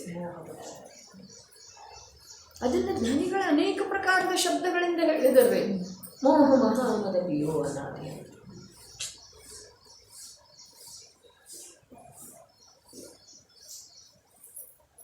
ಯಾವ ಸ್ವಭಾವವು ಅನಂತ ಚತುಷ್ಟಯಾತ್ಮಕ ಸಹಜ ಪರಮ ಪಾರಿಣಾಮಿಕ ಭಾವದಲ್ಲಿ ಸ್ಥಿತವಿದೆ, ಆ ಶುದ್ಧ ಚೇತನಾ ಪರಿಣಾಮದ ಆಶ್ರಯದಿಂದ ಮೋಕ್ಷ ಮಾರ್ಗವು ಪ್ರಕಟವಾಗುತ್ತದೆ. ಏನು ತಿಳಿತಾರೆ ನಮ್ಗೆ? ಏನು ತಿಳಿಯೋದು ಸಾಧ್ಯ ಇದೆ? ಆ ಶಬ್ದದೊಳಗೆ ತಿಳಿಯುವಂಥದ್ದು. ಬಸ್ಸಿಗೆ ಹೋಗೋದು ನೀವು ತಗೊಂಡು ಕೂಡಲೇ ತಕ್ಷಣ ತಿಳಿತೈತ್ರಿ. ತಿಳಿತಿದ್ದೇನಿಲ್ರಿ? ವರ್ಷಕ್ಕಿಷ್ಟು ನೀ ದಾನ ರೂಪದಿಂದ ತೆಗೆದಿರಿ. ತಿಳಿತಿದ್ದೀರಿ ಅದ ಯಾವುದ ಅನಾದಿ ಕಾಲದಿಂದ ಮಾಡಿ ಮಾಡಿ ಮಾಡಿ ರೂಢಿಯಾಗಿದೆಯೋ. ಹಿಂದೆ ಹೇಳಿದ್ದಲ್ಲ, ಭಾರವನ್ನು ಬರ್ತವ್ರಿ, ಎತ್ತುಗಳ ಎಳೀತಾವು ಭಾರವನ್ನು. ಅದರ ಸಲುವಾಗಿ ಅವುಗಳಿಗೆ ಇಷ್ಟು ರೂಢಿಯಾಗಿ ಹೋಗಿರ್ತಿದ್ದಿರಲ್ಲ, ಭಾರವಾದಂಥ ಬಂಡಿಯನ್ನು ಎಳೆಯುವ ಸಲುವಾಗಿ ಬಂಡಿ ಅದನ್ನು ಎತ್ತಿದ ಕೂಡಲೇ ನೊಗ ಅಂತಾರ್ರಿ, ಅದ ಎತ್ತಿದ ಕೂಡಲೇ ಅಲ್ಲಿ ಕೊರಳು ಕೊಡ್ತಾವೇನಿಲ್ರಿ ಅವ. ಸುಖ ಇದೆ ಅಲ್ಲಿ, ಸುಖ ಇದೆ ಏನ್ರಿ? ಹಾಗೆ ಈ ಜೀವಕ್ಕೆ ದುಃಖದ್ದು ಇಷ್ಟ ಅಭ್ಯಾಸ ಆಗಿ ಹೋಗಿದಿರ್ಲ, ಸರಳ ಕೊರಳು ಕೊಡ್ತಾನ್ರಿ. ಕೊರಳು ಕೊಡ್ತಾನ ಅರ್ಥಾತ್ ಆ ಕೊರಳ ಅಲ್ಲಿ ತಪ್ಪಿ ಹೋಗ್ತಿದೆ ಜೀವದ ಭಾವ ಹಿಂಸೆ. ಅದು ದೃಷ್ಟಾಂತ ಇರುತ್ತೆ. ಅದಕ್ಕೇನು ಸುಖ, ಭಾರ ಹಾಕ್ತಾರ್ರಿ ಅದರ ಮೇಲೆ, ಇನ್ನೊಂದು ಚೀಲ ಹಾಕಿಬಿಡ ಹೋಗ್ಲಿ ಅಂತಾರ್ರಿ. ಹೌದೇನು? ಅದರದ್ದು ಈ ಮನುಷ್ಯ ಭವದೊಳಗ ಅದರ ದುಃಖ ಎಷ್ಟಿದೆ ಅನ್ನೋದನ್ನು ತಿಳಿದುಕೊಳ್ಳುವ ನೋಡುವ ಸಾಮರ್ಥ್ಯ ಈ ಜೀವಕ್ಕೆ ಪ್ರಾಪ್ತಿ ಇದೆ ಅಂತ ಹೇಳಿ ಜ್ಞಾನಿಗಳು ಹೇಳ್ತಾರೆ. ನೋಡಪ್ಪ, ತಿರಿಯಿನ ಜಗತ್ತಿಯೊಳಗೆ ಈಗ ದುಃಖ ಬಾಯಾರಿಕಾಗಿರ್ತಿದೆ, ನೀರು ಕಡೆ ಹೋಗ್ತಾ ಇರ್ತಾವೆ. ಆದ್ರೆ ಇದೊಂದು ಸಾರಿಗೆ ಒಯ್ಯೋದ, ಆಮೇಲೆ ಅವಕ್ಕೆ ನೀರ ಮೇವು ಎಲ್ಲ ಆಗೋದು. ಅವನಾಧೀನ್ರಿ, ಮಾಲೀಕನಾಧೀನ. ಏನೇನು ತಿರಿಯಂಚಗತಿಯ ದುಃಖ ಏನೇನು ತೋರಿಸಿದಾರೆ, ಅದಕ್ಕೆಲ್ಲ ಕಾರಣ ಏನು? ಸಂತೋಷದಿಂದ ಕೊರಳು ಕೊಟ್ಟದನಲ್ಲೇ. ಕೊನೆಗೆ ಅವೇನು ಮಾಡ್ತಾನ್ರಿ, ಆ ಎತ್ತಿನೊಳಗೆ ಯಾವಾಗ ಸಾಮರ್ಥ್ಯ ಉಳಿಯುವುದಿಲ್ಲ. ಎಂಥ ಕಥನ ಬಂದಿದ್ದೀರಿ ಭಾವನಾಧಿಕಾರದೊಳಗ, ಬಹಳ ಅದ್ಭುತ ಕಥನ. ಅದರ ಮೇಲೆ ಸರಕ ಹಾಕಿ ಸಾಗಿಸ್ತಾ ಇರ್ತಾನೆ, ಅದು ಎಳೆಯುವುದಿಲ್ಲ, ವೃದ್ಧ ಆಗಿರ್ತಿದೆ. ಒಂದು ಎತ್ತಿನ ಮೇಲೆ ಸಾಮಾನು ಹಾಕಿ ಸಾಗಿಸ್ತಾ ಇರ್ತಾನೆ, ಎಳೆಯುವುದಿಲ್ಲ, ಅದಕ್ಕೆ ನಡೀಲಿಕ್ಕೆ ಆಗುವುದಿಲ್ಲ. ಹೊಡೆಯುತ್ತಾನೆ, ಆದ್ರೂ ಹೊಡೆದ್ರ ಅದಕ್ಕೆ ಸಾಮರ್ಥ್ಯನೇ ಇಲ್ಲ ಅಂದ್ರೆ ಹಾಗೆ ಹೇಳೋದಿಲ್ಲ. ಇದನ್ನ ನಮಗೆ ತೋರಿಸಿದಾರೆ, ಅದಕ್ಕೆ ಹೇಳೋದು ಸಾಧ್ಯ ಇಲ್ಲ. ಆ ಅವಸ್ಥೆಯೊಳಗೆ ನಮಗೆ ತಿಳಿಯೋದು ಸಾಧ್ಯ ಇಲ್ಲ. ನಾವು ಅದನ್ನೆಲ್ಲ ಭೋಗಿಸಿ ಬಂದಿದ್ದೀವ್ರಿ, ನಮಗೆ ತೋರಿಸ್ತಾ ಇದ್ದಾರ್ರಿ ಜ್ಞಾನಿಗಳ. ನಾವಿಂದು ನೋಡ್ಬೇಕು ಅವ್ರದ್ದು ಉಪಕಾರ ಎಷ್ಟಿದೆ ರೀ, ಮತ್ತಲ್ಲೇ ಹೋಗ್ಬೇಡಪ್ಪ ಅಂತ ಹೇಳ್ತಾರೆ. ಹೊಡಿತಂದ್ರೆ ಎಳುವುದಿಲ್ಲ, ಪಾಪದ ಕೂಡ್ತಿದೆ, ಸೋತಿರ್ತಿದೆ. ಹೊಡೆದರನ್ನು ಹೇಳದಿದ್ರ ಕಣ್ಣೊಳಗೆ ಖರ ಹಾಕ್ತನ್ರಿ. ಅವ್ರಿಗೆ ಎಷ್ಟು ಅಭ್ಯಾಸ ರೀ ಜ್ಞಾನಿಗಳಿಗೆ. ಮತ್ತು ನಮ್ಮ ಮೇಲೆ ಕರುಣೆ ಎಷ್ಟ, ಆ ಜೀವದ ಮೇಲೇನೂ ಕರುಣೆ. ಖರ ಹಾಕಿದ್ರೂ ಎಳೆಯೋದಿಲ್ಲ. ಆಗ ಉಪಾಯ ಇಲ್ಲದ ತನ್ನ ಭಾರವನ್ನು ತಾನು ಹೊತ್ಕೊಂಡು ಹೋಗ್ತಾನೋ ಅದನ್ನ ಅಲ್ಲೇ ಬಿಡ್ತಾನೆ. ಅದಕ್ಕೆ ಎಳ್ಳಿಕ್ಕೆ ಆಗೋದಿಲ್ಲ, ಅದು ಜೀವಂತ ಇದೆ ರೀ. ಅದರ ಹದ್ದು ಕಾಗೆಗಳ ಅದರ ಮಾಂಸವನ್ನು ಕಿತ್ತ ತಿಂತವ್ರೆ. ಜೀವಂತಿದೆ, ಸತ್ತಿಲ್ಲ. ಇದು ತಿರಿಯ ಜಗತ್ತಿಯ ಪ್ರತ್ಯಕ್ಷ ದುಃಖ. ನಿಗೋಧದಲ್ಲಿ ಎಷ್ಟಿರ್ಬೇಕು ಹೇಳ್ರಿ. ಇದು ಸ್ಥೂಲಕಾಯಿ ಪಂಚೇಂದ್ರಿಯ ಜೀವದ ದುಃಖ. ನಿಗೋಧದಲ್ಲಿ ಎಷ್ಟು ದುಃಖ, ಅದನ್ನು ಆ ಜೀವನೇ ಭೋಗಿಸ್ತಿದ್ರೆ ಕೇವಲಿಗಳು ತಿಳಿತಾರೆ ಅಷ್ಟೇ. ಅದರ ಕಥನ ಮಾಡಲಿಕ್ಕೆ ಮಾಡ್ತಾರೆ. ಅದೆಲ್ಲ ಆನಂದದಿಂದ ಓಡಾಡಿ ಮಾಡಿದಿಲ್ಲ, ಅದರದ್ದೇ ಫಲ. ಅದಕ್ಕೆ ಕೊಳ್ಳ ಗಂಟಿ ಕಟ್ಟಿದ ನಂತರ ಅದಕ್ಕೆ ಎಷ್ಟು ಆನಂದ ಆಗ್ತಿದ್ದಾರೆ. ಹಾಗೆ ನಮಗೂ ಕೊರಳು ಗಂಟಿ ಕಟ್ಟಿದ್ದಾರೆ. ನಿಮ್ಮ ಶಿವೆ ನಂದೇನು ಕೆಲಸ ನಡೆಯೋದು, ಎಷ್ಟು ಉಪಕಾರ ನಿಮ್ದು. ಇದೆಲ್ಲ ಗಂಟಿ ಕಟ್ಟಿದ ಹಾಗೆ ಇದೆ.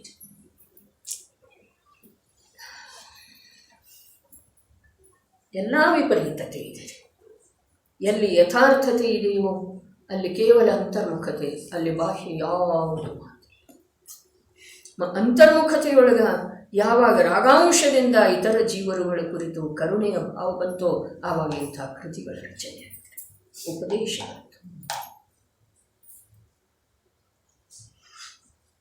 ಓಡಿ ಹೋಗ್ತೇವೋ ಅಥವಾ ಇಲ್ರಿ. ಲಾಗಾವಡಿಯು ಮಂಗಣ್ಣ ಅಂತ ಹೇಳಿದ್ರೂ ಆನಂದದಿಂದಲ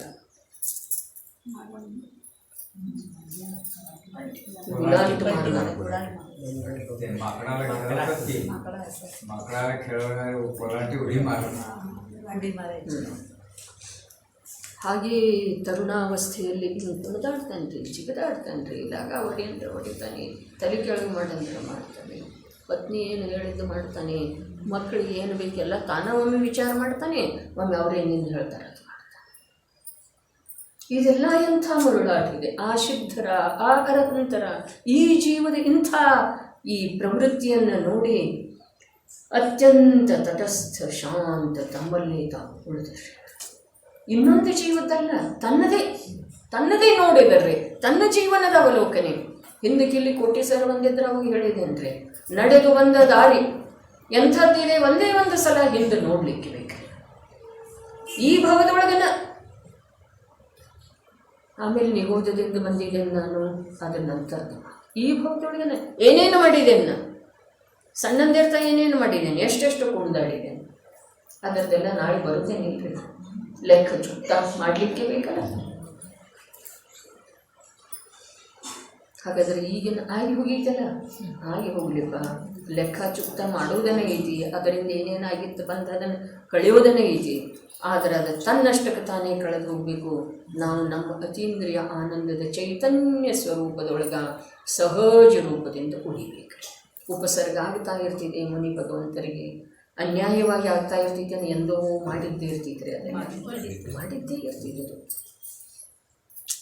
ಹಾಗಾದರೆ ಇದರ ಮೂಲಕ ಕೂಡ ತಿಳ್ಕೊಳ್ಳೋದಿದೆ, ತೀರ್ಥಂಕರ ನಾಮಕರ್ಮದ ಬಂಧ ತಗೊಂಡು ಬಂದಿರುವಂಥವರಿಗೆ ಇಂದ್ರ ಸೇವಕ ಇದ್ದಾನೆ, ಇಂದ್ರ ಉತ್ಸವಗಳನ್ನು ಮಾಡಿದ್ದಾನೆ. ಜನ್ಮೋತ್ಸವ, ಗರ್ಭೋತ್ಸವ ಮತ್ತು ದೀಕ್ಷಾ ಉತ್ಸವ ಇವುಗಳನ್ನು ಮಾಡಿದ ನಂತರ ಕೂಡ ಅವರದ ಅಂಥ ಕರ್ಮ ಬಂದ ನಂತರ ಅದನ್ನು ಅವರೇ ಸಹಜ ಸ್ವಭಾವದೊಳಗೆ ಇದ್ದುಕೊಂಡ ನಿರ್ಜರೆ ಆಗಲಿಕ್ಕೆ ಬಿಡ್ತಾರೆ. ಕಡೆಯವನು ಇಂದ್ರನ ಎಲ್ಲದನ್ನಂತೇಳಿ ಅನ್ನಲಿಲ್ಲ, ಆದಿದೇವ ಒಂದು ತುತ್ತು ಅನ್ನ ಸಿಗ್ತಾ ಇಲ್ಲ, ಕರೆಯವನು ಇಂದ್ರನಂತೇಳಿ ಆದಿದೇವ ಹೇಳಿ ಕಳಿಸಿದರೆ ಅಂತ ಏನು ಮಾಡಿದರು? ಅವಧಿಜ್ಞಾನದಿಂದ ಸಂದೇಶ ತಲುಪಿಸಿದರು. ನಾವು ಈ ಪ್ರವಚನದೊಳಗೆ ಕೂತಲ್ಲೇ ಮೆಸೇಜ್ ಮಾಡ್ತೇವ್ರಿ, ಏನ್ರಿ ಕೆಲಸ ಇತ್ತಂತಂದ್ರೆ ಅದು ಚತುರತೆ ಏನು ಮಹಾಪಾಪರಿ.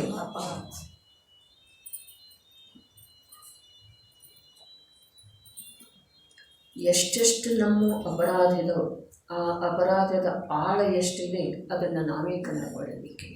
ಕಂಡುಕೊಳ್ಳದ ವಿನಃ ಆ ಅಪರಾಧದಿಂದ ನಾವು ಸ್ವಯಂ ಪ್ರಯತ್ನಪೂರ್ವಕ ಬಿಡುಗಡೆ ಹೊಂದೋದು ಸಾಧ್ಯ ಇಲ್ಲ. ಪ್ರಯತ್ನಪೂರ್ವಕನ ಬಿಡುಗಡೆ ಕೇವಲ ಮನುಷ್ಯ ಭವನ ಸಾವಿರಾರು ಕಷ್ಟಗಳನ್ನು ಸಹಿಸಿದ ನಂತರ ಪ್ರಾಪ್ತ ಆಗಿದೆ.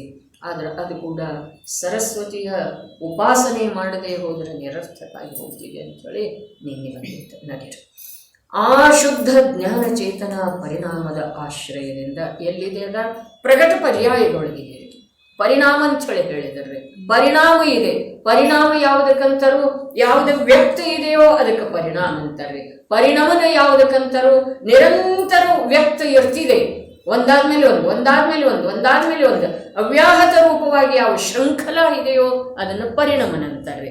ಪರಿಣಾಮ ಯಾವುದಕ್ಕಂತರೂ ಒಂದು ಸಮಯದೊಳಗೆ ಯಾವುದು ವ್ಯಕ್ತಿ ಇದೆಯೋ ಅದು ಪರಿಣಾಮ ಇದೆ.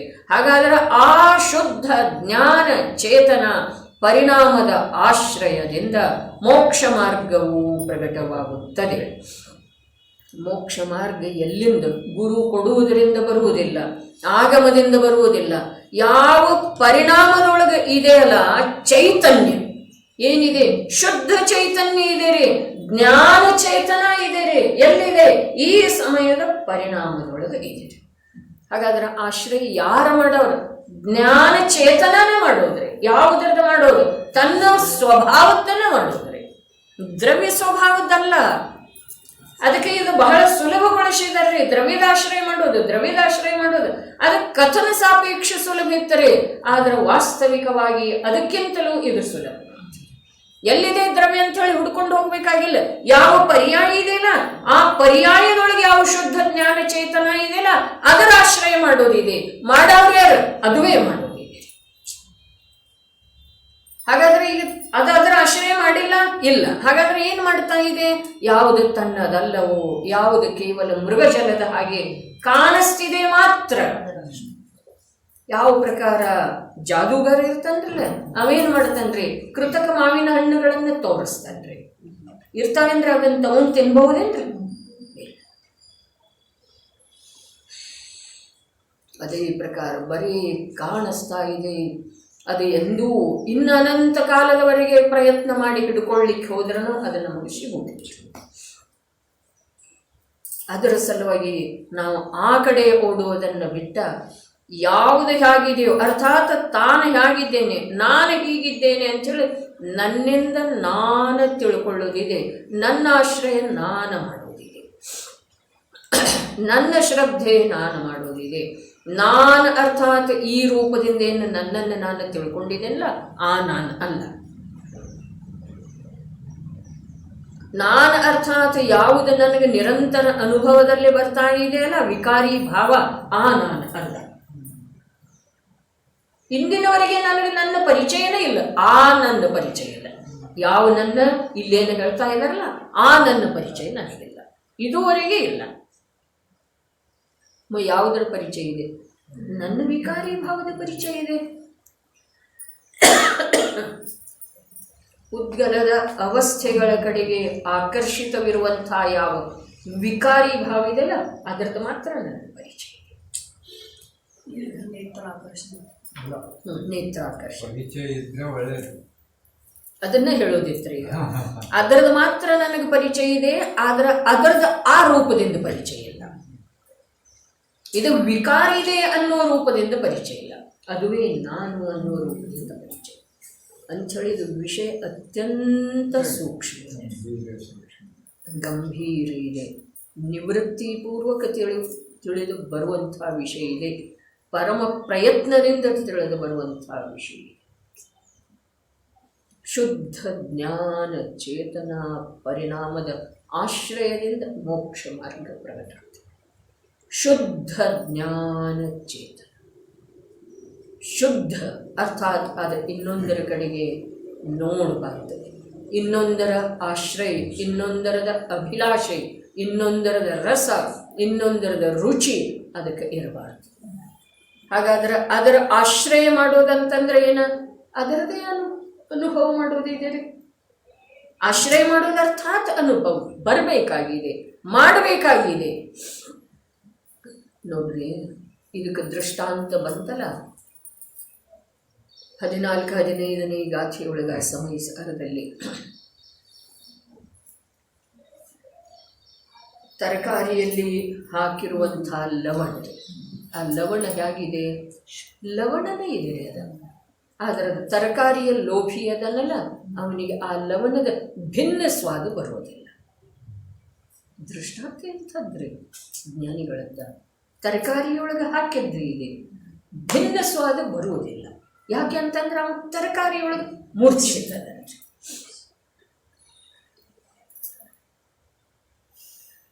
ಹಾಗಾದ್ರೆ ಈ ವಿಕಾರದೊಳಗೆ ಪರಪದಾರ್ಥದ ಮುಖ್ಯತೆಯಿಂದ ಆಕರ್ಷಣೆಯಿಂದ ಯಾವ ವಿಕಾರ ಆಗಿದೆಯಲ್ಲ ಆ ವಿಕಾರದೊಳಗಿರುವಂಥ ಚೈತನ್ಯವನ್ನು ಚೈತನ್ಯ ದೃಷ್ಟಿಯಿಂದ ನೋಡುವ ಅಂತ ಹೇಳಿದ್ದಾರೆ. ಅದು ಒಂದು ಸ್ವಲ್ಪ ಪ್ರಮಾಣ ಹೆಚ್ಚಿತ್ತು ಅಂತಂದ್ರೆ ಲಕ್ಷದೊಳಗೆ ಬರ್ತಿದ್ದೀರಿ, ಉಪ್ಪು ಹೆಚ್ಚಾಗಿತ್ತು ಬರ್ತಿದ್ದೇನೆ. ಅದೇ ಪ್ರಕಾರ ಒಂದು ಸ್ವಲ್ಪ ಅದರ ಮುಖ್ಯತೆ ಮಾಡಿತು ಅಂತಂದ್ರೆ ಇದು ನಾನಿದ್ದೇನೆ. ಯಾವುದರ ಮುಖ್ಯತೆ? ಚೈತನ್ಯದ ಮುಖ್ಯತೆ. ಅಲ್ಲೇನೇನಿದೆ? ವಿಕಾರ ಇದೆ. ವಿಕಾರ ಒಂದೇ ಪ್ರಕಾರದಿದೆಯನ್ನ ಹೇಳಿದ್ದಿರ್ತೀರಿ ಹಿಂದಕ್ಕ. ಒಂದೊಂದು ಸಮಯದೊಳಗೆ ಒಂದೊಂದು ವಿಕಾರ ಇಲ್ಲ, ಒಂದು ಸಮಯದೊಳಗೆ ನಾನಾ ಪ್ರಕಾರದ ವಿಕಾರ. ನಾನಾ ಪ್ರಕಾರದ ಅರೆ ಅವಿಭಾಗ ಪ್ರತಿಚ್ಛೇದ ಅದಕ್ಕೆ ಹೇಳಿದ್ದಾರೆ. ಒಂದು ಸಮಯದ ಪರ್ಯಾಯದೊಳಗೆ ಏನೇನು ಸ್ವೀಕಾರ ಇದೆ, ನಮ್ಮ ಹೆಸರಿನ ಸ್ವೀಕಾರ ಇದೆ ಏನಿಲ್ಲ, ನಮ್ಮ ಅವಸ್ಥೆಯ ಸ್ವೀಕಾರ ಇದೆ ಏನಿಲ್ಲ, ಏನೇನು ನನ್ನ ಧನ ಆಸ್ತಿ ಏನೇನಿದೆ ಅದರ ಸ್ವೀಕಾರ ಇದೆ ಏನಿಲ್ಲ, ನನ್ನ ಮಕ್ಕಳ ಪರಿವಾರ ಸಾಧರ್ಮಿ ಎಲ್ಲಿ ಹೋಗಿದ್ದನು ಏನೇನು ಎಲ್ಲ ಸ್ವೀಕಾರ ಇದೆ ಏನಿಲ್ಲ. ಹಾಗಾದ್ರೆ ಅದು ಎಲ್ಲದರೊಳಗೆ ಆ ಭಾಜಿಯೊಳಗೆ ಯಾವ ಪ್ರಕಾರ ಎಣ್ಣೆ ಇದೆ, ಉಪ್ಪು ಇದೆ, ಖಾರ ಇದೆ, ಸಕ್ಕರೆ ಇದೆ, ಅನೇಕ ಪ್ರಕಾರದ ಧನೆ ಜೀರೆ ಏನೇನು ಮಸಾಲೆ ಇದೆ, ಅದು ಎಲ್ಲದರೊಳಗೆ ಒಂದು ಸ್ವಲ್ಪ ಉಪ್ಪದ ಪ್ರಮಾಣ ಹೆಚ್ಚಿತ್ತು ಅಂತಂದ್ರೆ ಉಳಿದದ್ದೆಲ್ಲ ಸ್ವಾದ ತಿರೋ ಕೂತಾಗಿ ಉಪ್ಪು ಎಲ್ಲ ಚಲೋ ಆಗಿತ್ತು. ಖರೆ ಅಂದ್ರೆ ಏನ ಅಂದ್ರೆ ಚಲೋ ಆಗಿಲ್ಲ ಅಂತ ಉಪ್ಪು ಹೆಚ್ಚಾಗಿ. ಹಾಗೆ ಇದೆಲ್ಲ ಇದಾವೆ, ಈ ಮಾತು ಸತ್ಯ. ಅದರ ಸ್ವಲ್ಪ ಆ ಚೈತನ್ಯದ ಅಧಿಕತೆ ಬಂತು ಅಂತಂದ್ರೆ ಅದರದೇನು ಮಹಿಮೆ ಇಲ್ಲನ ಅಂತೇಳಿ ಅರ್ಥ ಆಗ್ತದೆ. ಬೇರೆ ಪರ್ಯಾಯದೊಳಗೂ ಕೂಡ ಇಲ್ಲ, ಬೇರೆ ವಸ್ತು ಅಂತೂ ಇಲ್ಲವೇ ಇಲ್ಲ. ದ್ರವ್ಯ ದೃಷ್ಟಿ ಮಾಡೋದಂದ್ರೆ ಬೇರೆ ವಸ್ತು ಆಯ್ತ್ರಿ, ಪರ್ಯಾಯದಿಂದ ಭಿನ್ನ ಆಯ್ತು. ಆದ್ರೆ ಆ ಪರ್ಯಾಯತನ ಆಶ್ರಯ ಮಾಡುವ ಹೇಳಿದಾರೆ. ಯಾರು ಮಾಡೋದು? ಆ ಪರ್ಯಾಯನ ಮಾಡೋದು. ಮಾಡೋದಂದ್ರೆ ಏನ್ ಮಾಡೋದು? ನಾನು ಇದ ಅಂಥೇಳಿ ತಿಳಿಯೋದು. ವಿಕಲ್ಪ ಅಲ್ಲ, ವಚನ ಅಲ್ಲ, ನಾನು ಇದ ಅಂಥೇಳಿ ಅದರೊಳಗೆ ನಿಂತುಕೊಂಡು ಆರೂಪ ಆಗಿ ತಿಳಿಯುವುದಿದೆ. ಚೈತನ್ಯ ಪ್ರತಿ ಸಮಯದ ಪರ್ಯಾಯದೊಳಗೆ ಪ್ರಗಟ ಇದೆ. ಅದನ್ನ ಆ ರೂಪದಿಂದ ಅನುಭವ ಮಾಡುವಂತಹ ಶಕ್ತಿ ಪ್ರಗಟ ಇದೆ. ಆದರೆ ಆ ಶಕ್ತಿ ಪರದ್ರವ್ಯದ ಕಡೆಗೆ ಆಕರ್ಷಿತಿರುವುದರಿಂದ ನಿರರ್ಥಕ. ಎಷ್ಟು ನಿರರ್ಥಕ ಅಂತಂದ್ರ ಅಷ್ಟೇ. ಕಾಯದ ಹಂಚಿನ ಮೇಲೆ ಬಿದ್ದಂಥ ಶೀತಲವಾದಂಥ ಜಲಬಿಂದು ಇದೆ. ಶೀತಲ ಇದೆ. ಆ ಶೀತಲ ಶಬ್ದದ ಮೇಲೆ ಒತ್ತು ಬೇಕು. ಶೀತಲವಾದಂಥ ಜಲಬಿಂದು ಇದೆ. ಆದರೆ ಕಾಯದ ಹೆಂಚಿನ ಮೇಲೆ ಬಿತ್ತರೆ ಅದರದೇನು ಸಾರ್ಥಕತೆ? ಅದರ ಶೀತಲತೆಯ ಸಾರ್ಥಕತೆ ಇದೆ ಅಂದರೆ ಅದರ ವಿದ್ಯಮಾನತೆಯೇ ಇಲ್ಲ ಅಂದಮೇಲೆ ಶೀತಲತೆಯ ಸಾರ್ಥಕತೆ ಇಲ್ಲ. ಅದೇ ಪ್ರಕಾರದ ಚೈತನ್ಯ ಜಡದ ಮೇಲೆ ಆಕರ್ಷಿತ ಆಯಿತು. ಹಾಗಾದ್ರೆ ಅದಕ್ಕೆ ಚೈತನ್ಯಾನಂದದ್ದು, ಚೈತನ್ಯಮಯ ಸುಖದ್ದು ಅಥವಾ ಚೇತನತೆದ್ದು ಅನುಭವ ಆಗೋದೇನ್ರಿ? ಅದೇ ಅದರದ ಅಭಾವನೆ ಆಯ್ತು ಅಂದಮೇಲೆ ಅದಕ್ಕೆ ಅದರ ಅನುಭವ ಆಗೋ ಪ್ರಶ್ನೆ ಇಲ್ಲಿ ಬರ್ತದೆ. ಇದು ಸೂಕ್ಷ್ಮ ಇದೆ. ಸೂಕ್ಷ್ಮ ಇದ್ರೂ ಇದುವೇ ಪರಮ ಸತ್ಯ ಇದೆ. ಈಗ ನಮಗೆ ತಿಳಿದು ಬರೆದಿದ್ರೂ ಯಾವತ್ತಾದರೂ ಇದನ್ನೇ ನಾವು ತಿಳ್ಕೊಳ್ಳಿಕ್ಕೆ ತಿರಿಯಂಚಿನ ತೀರಿ. ನೋಡ್ರಿ, ಇನ್ನೊಂದು ಮಾತ, ನರಕದಂಥ ನಿಕೃಷ್ಟ ಅವಸ್ಥೆಯೊಳಗೆ 10 ಕಡೆಗೆ ಸರ್ವತ್ರ ಸದೈವ ಒಂದು ಸಮಯದ್ದು ಕೂಡ ಸಾಥ ಇಲ್ಲ. ಅಂಥ ಸಮಯದೊಳಗೆ ಈ ಕಾರ್ಯ ಆಗ್ತಿದೆ ಅಂದಮೇಲೆ ಇಂದು ನಾನು ಎಷ್ಟು ನಿಶ್ಚಲವಾಗಿ ಕೂತಿದ್ದೇನೆ. ನನ್ನ ಭೂಮಿಕಾ ಎಂಥದ್ದ, ಪರದ ಕುರಿತು ಯಾವ ಪ್ರಕಾರದ ವಿಚಾರ ಮಾಡೋದು ಅಗತ್ಯನೇ ಇದೆ ಅಂಥ ಪ್ರಸಂಗ ಇಲ್ಲ. ಈಗ ಮಾಡ್ಕೊಳ್ಳಿಕ್ಕೆ ಏನಿದೆ ರೀ ನಮ್ಗೆ? ಈಗ ಮಾಡ್ಕೊಂಡ ಮೇಲೆ ಒಂದು ವೇಳೆ ನರಕಕ್ಕೆ ಹೋಗೋದಾದ್ರೆ ಹೋಗೋಣ. ಅದರೊಳಗೆ ಯಾವ ಪ್ರಕಾರದ ಬಾಧೆ ಇಲ್ಲ. ತೀರ್ಥಂಕರ ನಾಮಕರ್ಮದ ಬಂಧ ಆಗುವಂಥವ್ರು ಹೋಗಿದ್ದಾರೆ ಅಂದಮೇಲೆ ನಮಗೂ ಬಂಧ ಆಗಿದ್ರೆ ಆಗಲಿಲ್ಲ, ನರಕಗತಿದ್ದ. ಅದರೊಳಗೆ ಏನಿದೆ? ಹೊಸದು ಏನಿಲ್ಲ. ಆದ್ರೆ ಇಲ್ಲಿ ಇದರದ ಸ್ವೀಕಾರ ಮಾಡಿ ಅಲ್ಲಿ ಹೋದೆವು ಅಂತಂದ್ರೆ ನಿಜವಾಗಿ ನಮ್ಮ ಜೀವನದೊಳಗಿನ ಅನಂತ ಸಂಸಾರದ ವಿಚ್ಛೇದ ಆಗಿ ನಾವು ನರಕಕ್ಕೆ ಹೋದರನ್ನು ಕೂಡ ಅಲ್ಲಿ ನಮಗೆ ದುಃಖ ಆಗುವುದಿಲ್ಲ ಅಂತಂದ್ರೆ ಎಷ್ಟು ದುರ್ಬಲತೆ ಇದೆ ಅಷ್ಟಂತೂ ಆಗೋದ್ರೆ. ಆದರೆ ಶ್ರದ್ಧೆಯ ಬಲದಿಂದ ನಾವು ಆ ದುಃಖ ರಾಶಿಯನ್ನು ಕೂಡ ಲೀಲಾಜಾಲವಾಗಿ ದಾಟುವ ಸಾಧ್ಯತೆ ಇದೆ. 33 ಸಾಗರೋಪಮಧ್ಯ ನರಕದ ಆಯು ಕೂಡ ಅತ್ಯಂತ ಸುಲಭವಾಗಿ ಕಳೆದು ಹೋಗ್ತಿದೆ. ಮತ್ತು ಅಜ್ಞಾನದಿಂದ ಅತ್ಯಂತ ಸುಲಭವಾಗಿ ಕಳೆದು ಹೋಗ್ತಿದೆ. 7ನೇ ನರಕದೊಳಗೆ ಅಸಂಖ್ಯ ಸಮ್ಯಕ್ ದೃಷ್ಟಿ ಚಿಂತನೆಗಳಿದ್ದಾರೆ. ಇದ್ದಾರೆ ಅಂದ್ರೆ ಸಮ್ಯಕ್ ದರ್ಶನ ಸಹಿತ ಅಲ್ಲಿ ಹೋಗಲಿಲ್ಲ, ಸಮ್ಯಕ್ ದರ್ಶನ ಅಲ್ಲೇ ಪ್ರಾಪ್ತ ಮಾಡ್ಕೊಂಡಿದ್ದಾರೆ. ಮತ್ತು ನಾವು ಇಲ್ಲಿ ಸಮ್ಯಕ್ ದರ್ಶನ ಪ್ರಾಪ್ತ ಮಾಡಿಕೊಂಡು ತತ್ವ ನಿರ್ಣಯ ಮಾಡಿದ್ರೆ ನಾವು 7ನೇ ನರಕಕ್ಕೆ ಹೋಗುವುದಿಲ್ಲ. ಆದರೆ ಆ ನರಕದ ಆಯು ಅತ್ಯಂತ ಕಡಿಮೆ 10,000 ಇದೆಯಲ್ಲ, ಅದು ಈಗ ಕಣ್ಣು ಮುಚ್ಚಿ ಕಣ್ಣು ತೆಗೆಯೋದ್ರೊಳಗೆ ಹೊರಟು ಅಜ್ಞಾನದಿಂದ ಎಲ್ಲ ಪ್ರಕಾರದ ಅನುಕೂಲತೆ ಇರುವಂತಹ ಅವಸ್ಥೆ ಇದೆಯಲ್ಲ, ಅದು ಏನಿದೆ ಮಹಾ ದುಃಖದಾಯಕ. ಈ ವಾಸ್ತವಿಕತೆ ಆಂತರ್ಯದ ಭೇದ ನಮಗೆ ತಿಳಿದು ಬರೋದು ಅವಶ್ಯಕ ಇದೆ. ಮುಂದೆ ನಾಳೆ